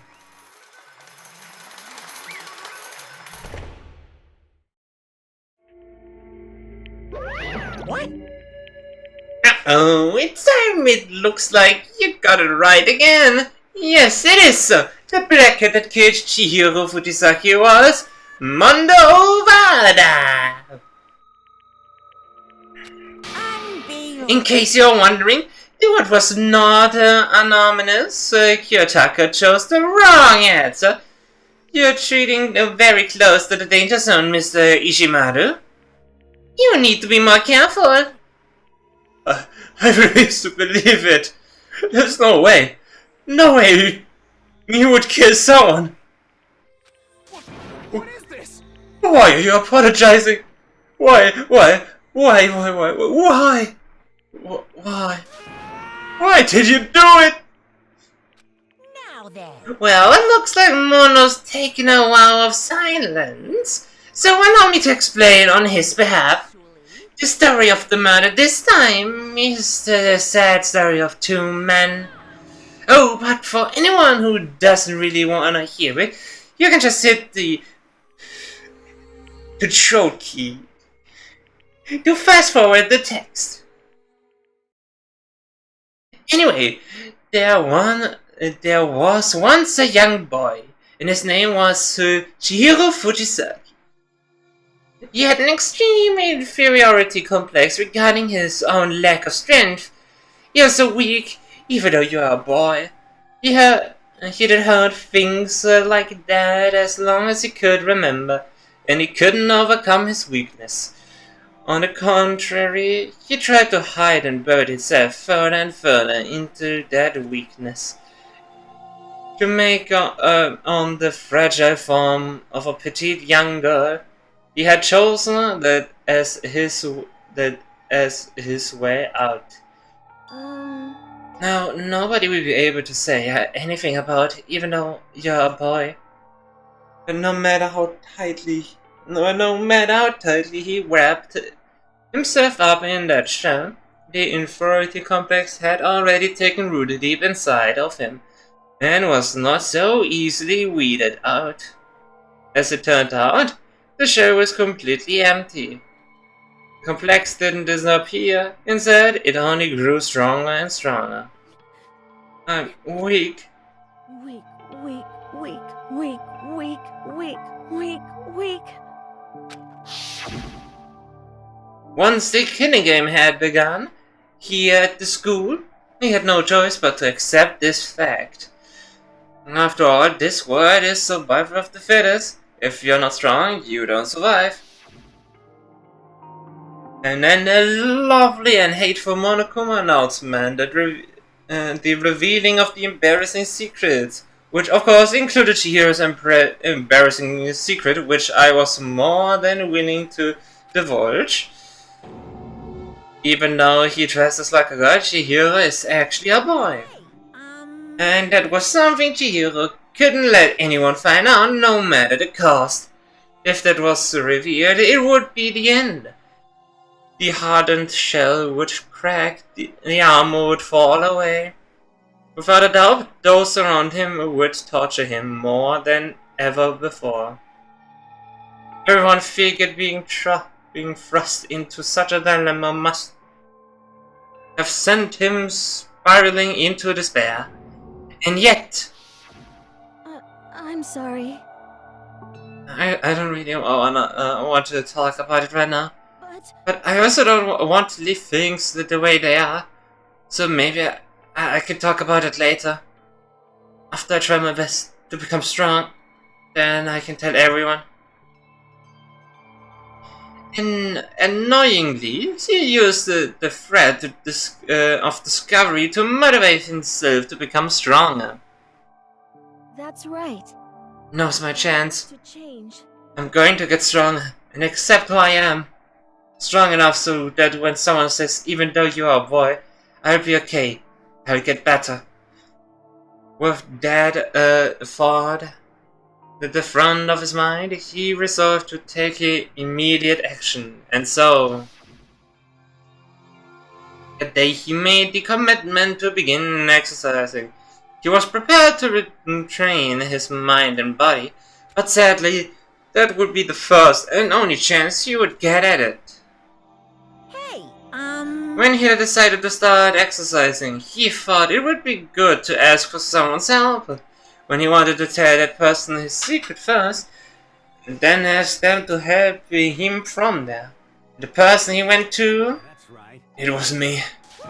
Yup, it sure was. The biker gang fella had been painfully clear about how important his manly promises were. So Chihiro probably figured that even if he confided in Mondo, his honor would make him keep the secret. Plus, Mr. Machomondo was the very symbol of a strong man that Chihiro had always aspired to. Maybe talking to Mondo about it will help give me some courage.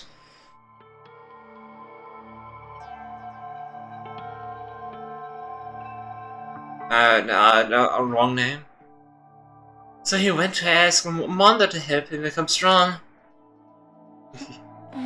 It was his aspiration, and he thought that only with Mondo's support would he ever be able to come close to that.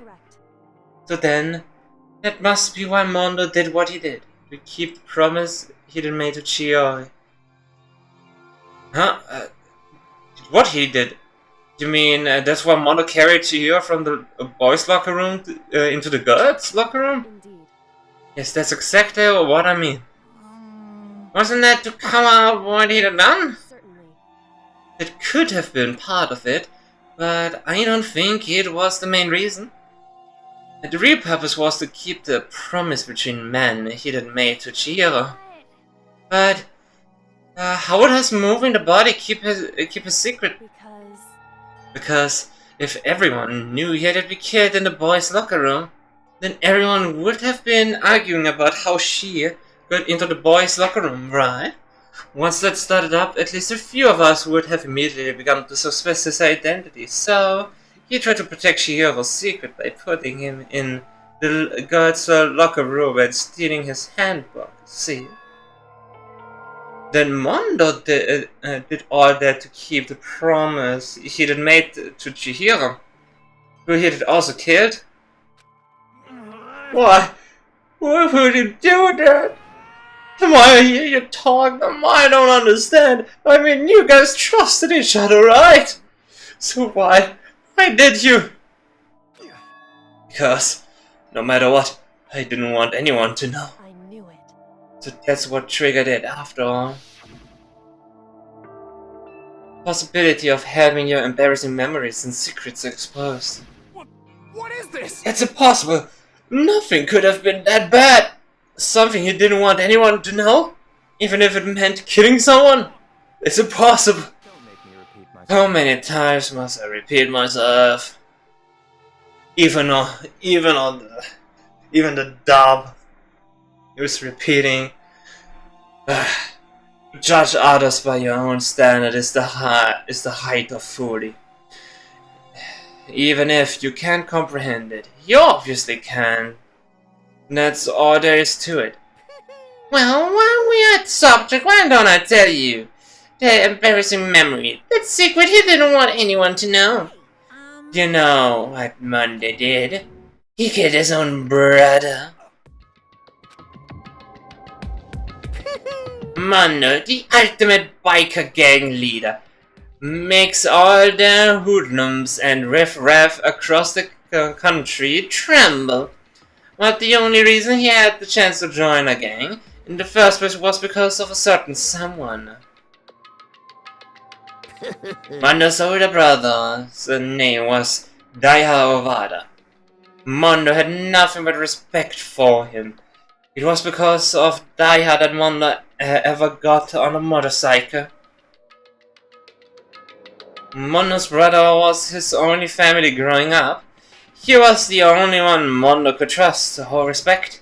He wanted to measure up to his big brother, so he imitated him in everything he did. Mondo was the epitome of the starry-eyed kid brother.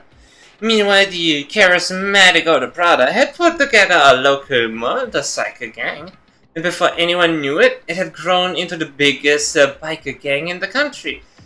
Daiha, the older brother, number one of the gang, and his number two, the younger brother, Mondo.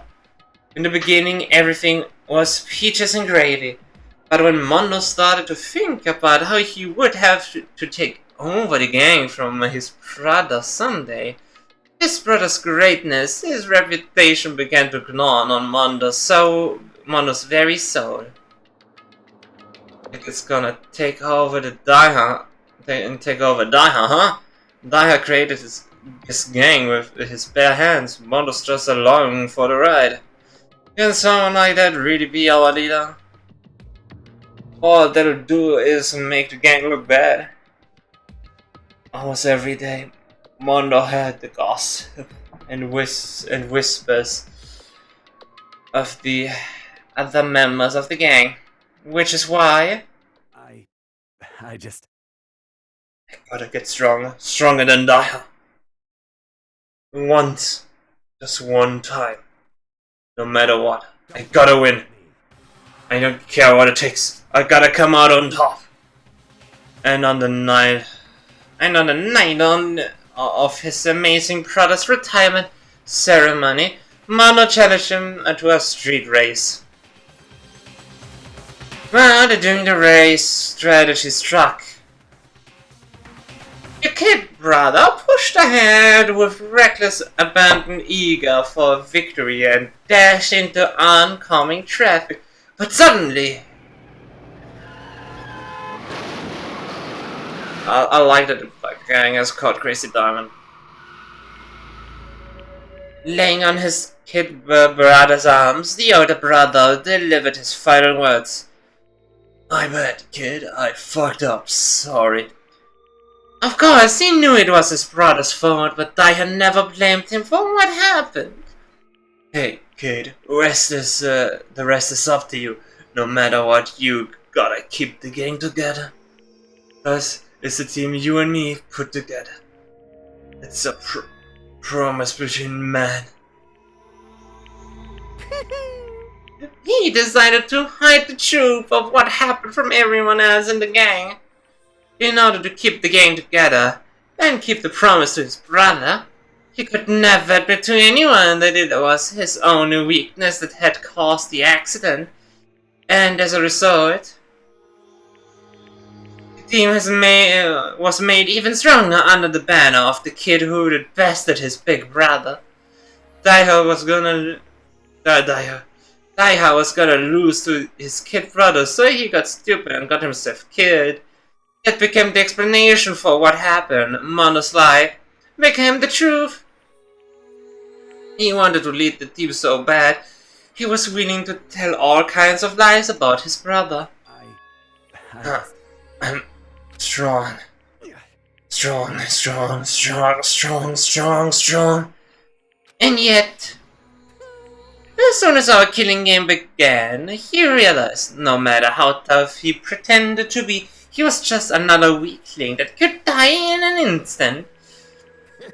Then, when the lovely and hateful Monokuma announced to reveal the embarrassing secrets, at the point it was clear I would have no problem shedding light to his secret. Mondo killed his own older brother. No matter what, I couldn't let the other gang members find out. If that happened, everything would have been ruined. Everything me and my brother had worked to create would have been destroyed. His death, or the guilt I had been carrying around, it all would have been for nothing. So that's why Mondo. After I saw what Monokuma had on me, my head filled out with a kind of fuzzy uneasiness. It just started sweating around. I had never felt anything like it before. I didn't know what to do about it. I wasn't sure what to think or to say, but after a while, that fuzzy uneasiness turned itself into a rock-hard lump of anxiety weighed down in my stomach. And it was right around then that Chihiro asked me to start working out with him. And right there, he told me a secret. Seriously? Jesus! I'm sorry. Yeah, I'm sorry I lied to you. But why? Why now? Why are you telling me this all of a sudden? Because I mean, you have kept it a secret all the time, right? If anyone found out, you would... You're right, but... I want to change. I wrapped myself in lies. I'm weak. I want to destroy that version of me forever. His words were like a knife in my gut. I felt like he was exposing the lie I've been living myself. I have to change. I don't want to be weak anymore. You're so strong. You can hurt. It can't hurt you, right?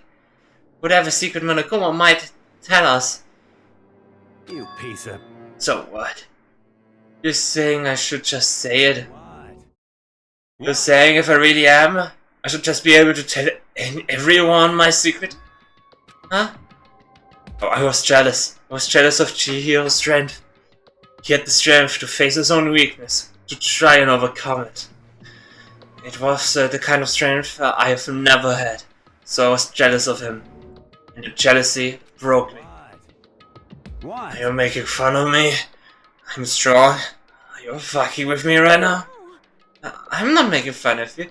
You are strong, Mondo. I felt I could hear something starting to creak. Something inside my head. did you want me to do?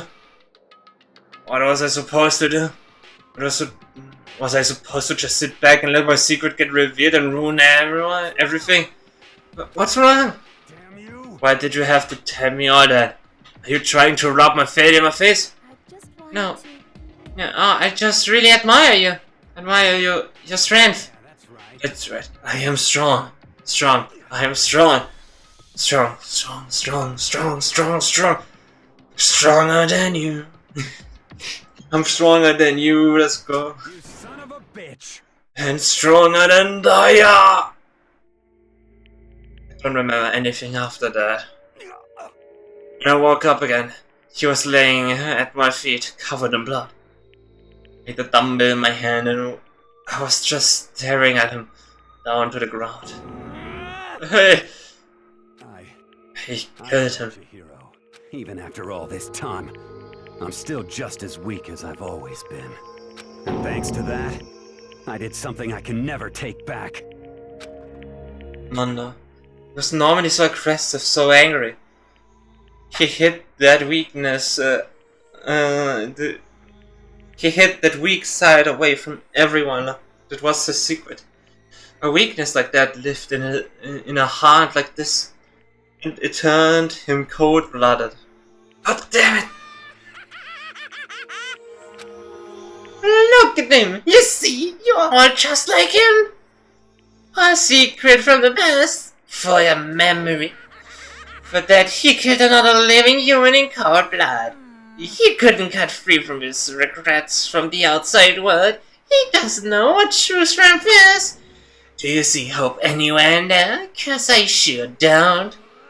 You bastard! Just shut up, you son of a... Go ahead and say that again, I dare you! Okay, I'll say this many times as I want. You saw what I want to say, but unfortunately, I can't do that right now because the time for punishing is fast approaching. Punishing?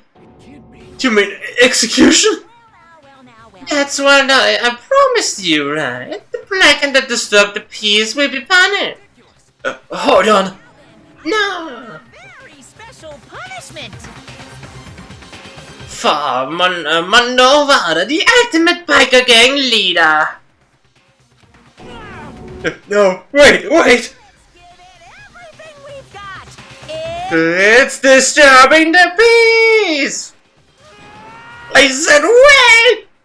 Sorry, man. I couldn't keep the promise we made. From one man to another.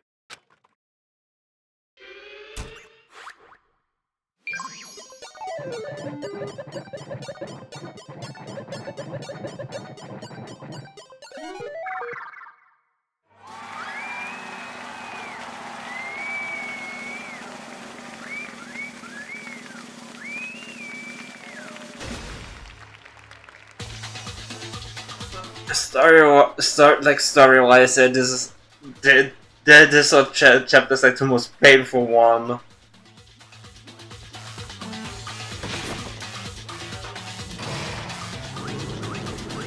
And then going with this punishment.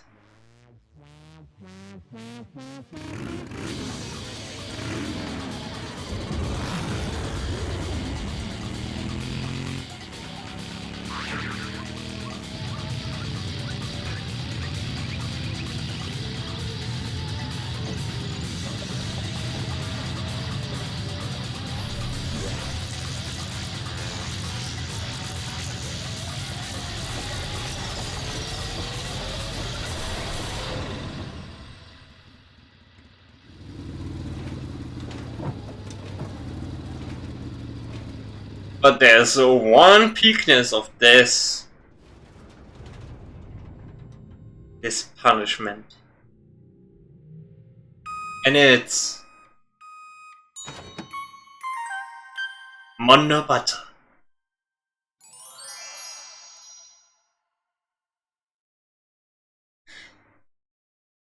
Why did you turn it to butter? Now for death, and your soul will forever be at peace. It can't be! My brother. Not a murder. Another execution. I want to feel again. Everyone's lives are taken so lightly here. I feel like I might be going mad. Maybe I'll just let it happen.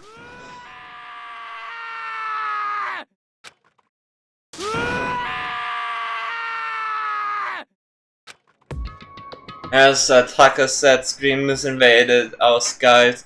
We were each forced to realize once again. But he, of course, had it too. What a disappointment. This is the end of the game? Yucca! You're completely insane, you know that? A game? One of our friends is dead. Do you realize that? Of course I do, because this game is life or death. I don't have anything to say to you, but... Where did the bard come from? I don't have anything to say to you. I don't have a response, except that... I just don't understand why. Why did you go out your way to disguise Mondo's crime? Why? Isn't it obvious? Because it made things more interesting. His voice was calm, emotionless. Like the voice of death, it chilled me to the bone. Last night, when the murder took place, I was in the library as usual. So you ignored the nighttime rule too? That rule never mattered to me. I don't recall agreeing to it. Well, I don't particularly care. Please continue. The night grew late, and I decided to return to my room, which is when I stumbled upon him. I spotted Mondo coming out of the girls' locker room. After he had gone, I looked inside and saw the cops. You mean you actually witnessed the murder? He was such a fool. He didn't have the slightest idea that I had seen him. Imagine the second chapter would be him being too brain dead to go back to his room in Monokuma. Just kidding. Well... So, you're saying you knew who the culprit was from the very beginning? Indeed. But if that had been the end of it, how boring would that have been? I mean, what a waste of time to have the answer revealed right at the beginning. Which is why I decided to lend a little helping hand. I thought it would liven things up. You did all that to liven things up? So after hearing about Genocide Jack from Turkey, you decided to use that to create the fake murder scene? But damn man, if we hadn't figured out who'd really done it, you would have been dead too, right? And obviously, I would have revealed the truth before it reached that point. Of course. Bjarka turned and looked me in the eye. I could feel his sharp eyes piercing into me. Thanks to a certain remarkable someone, it never did. And I was able to perform an interesting experiment. Once I do decide to become blackened, I know who I'll have to watch out for. What? So that was your reason? Are you satisfied? Yes. We're done listening to your story. Moving on. There's something I'd like to ask Monokuma. I'm up next? You like to perform these elaborate executions each time, correct? My question is why? Do you like them? But you know, this punishment, this despair, it's only just for you. Oh, this punishment, oh, this despair is my gift to mankind itself. You're over-exaggerating. I am not over-exaggerating. These punishments are meant to transform all hope to despair. What do you mean? Mean? Mean? Mean? Mean. Good grief. I don't understand why you have to pick apart every little stupid thing. Whatever, it doesn't matter. In the end, I'm going to stand alone as the victor. And then everything will be revealed in no time. The noble son of noble family, truly you understand me. I I think this is the start of a terrifying relationship. Shut up, I will never stoop to the level of a childish criminal like you. Let me just say this. After I have achieved complete victory, you are up next. I'm going to find you and kill you, understand? In the name of the Togami family, for which victory is a foregone conclusion. Oh, so cool! It's like you're the main character of a video game or something. No trash mob for you. I swear, whatever it takes, I will kill you. Temper! Sounds like someone needs a nap.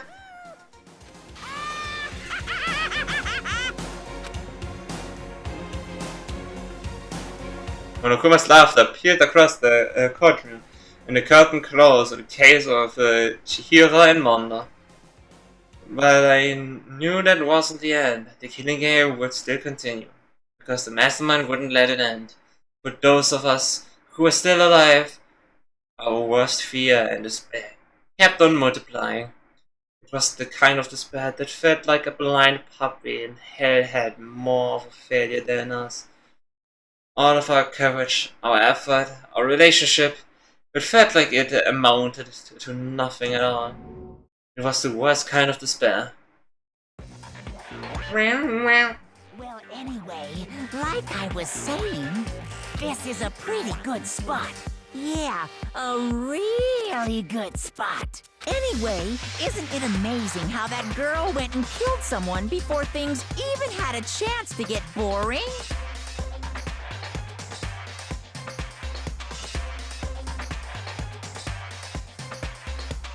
Once things really get moving, it'll be like a roller coaster.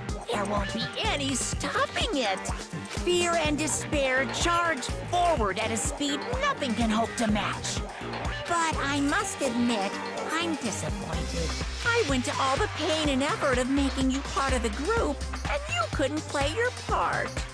You do remember you were supposed to make the first move, right? Well, no biggie.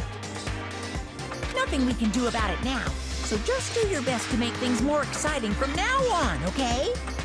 After all, that's what everyone wants to see. There's nothing I'd like to ask you. You don't want to know my measurements. Fire away! Who is it? A 16 high school student, I mean. My, you really took me by surprise there. I know I said you could ask anything, but super denied, ultra denied, demonic denied. Because you see, that's my ace in the hole. And nobody'd be dumb enough to reveal that, right? No matter how close they were to it.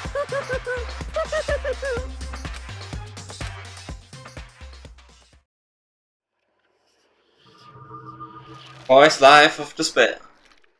The end.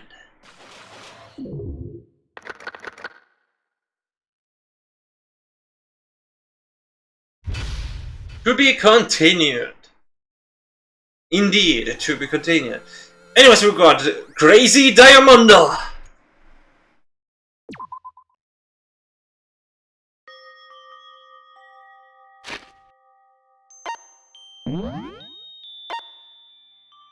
Just this is a good song. I like the music. I like to go with the music. Yeah. So yeah, we got it. We did 1 hour extra. To be fair, I did leave out one stream, so we got 1 hour back from the 3 hours that would have been, and we are probably going to have to extend the time more in the future either way. So in the end, it works out perfectly. Now, with that, we have done it. Chapter 2 finished.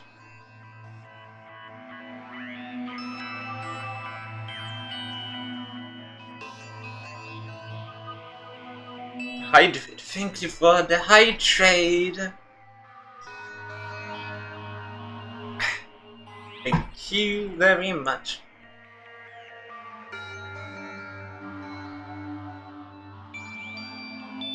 Now then, it's time for the basic of raiding. Our target on the YouTube raid is obviously going to be a certain someone. Our raid message for today is going to be another special one, and it's going to be a butter raid. Because of the Mondo Butter. As always, you can use some of your channel points to redeem an emote that you can unlock. But you're also free to go with your emotes that you have unlocked on yourself, maybe from someone else, or which basic ones.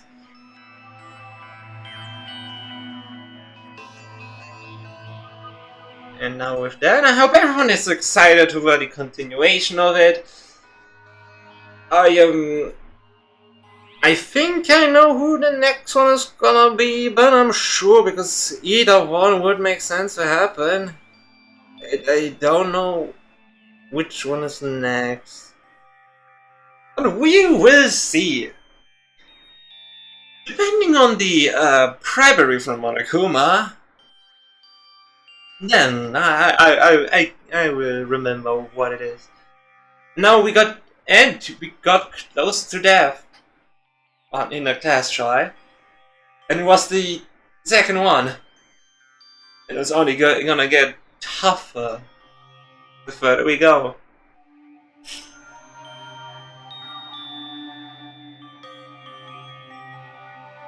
So yeah.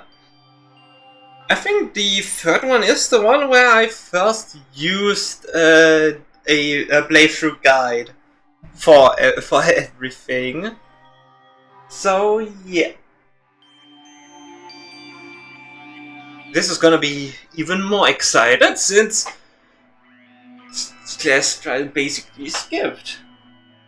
But technically speaking, for every time I had no idea of the class trials, especially when it was so often that I didn't want to continue with the class trial altogether and just went completely through with the playthrough, I had such high scores when it came to the class trials. Yeah. We are going to raid Dakota playing Persona 5 Royal. And as always, take care everyone. Thank you for everyone for stopping by, for the lurkers, for the new follows like Embassy. Thank you again for the follow. And I hope I will be able to see everyone on my next stream. Bye bye.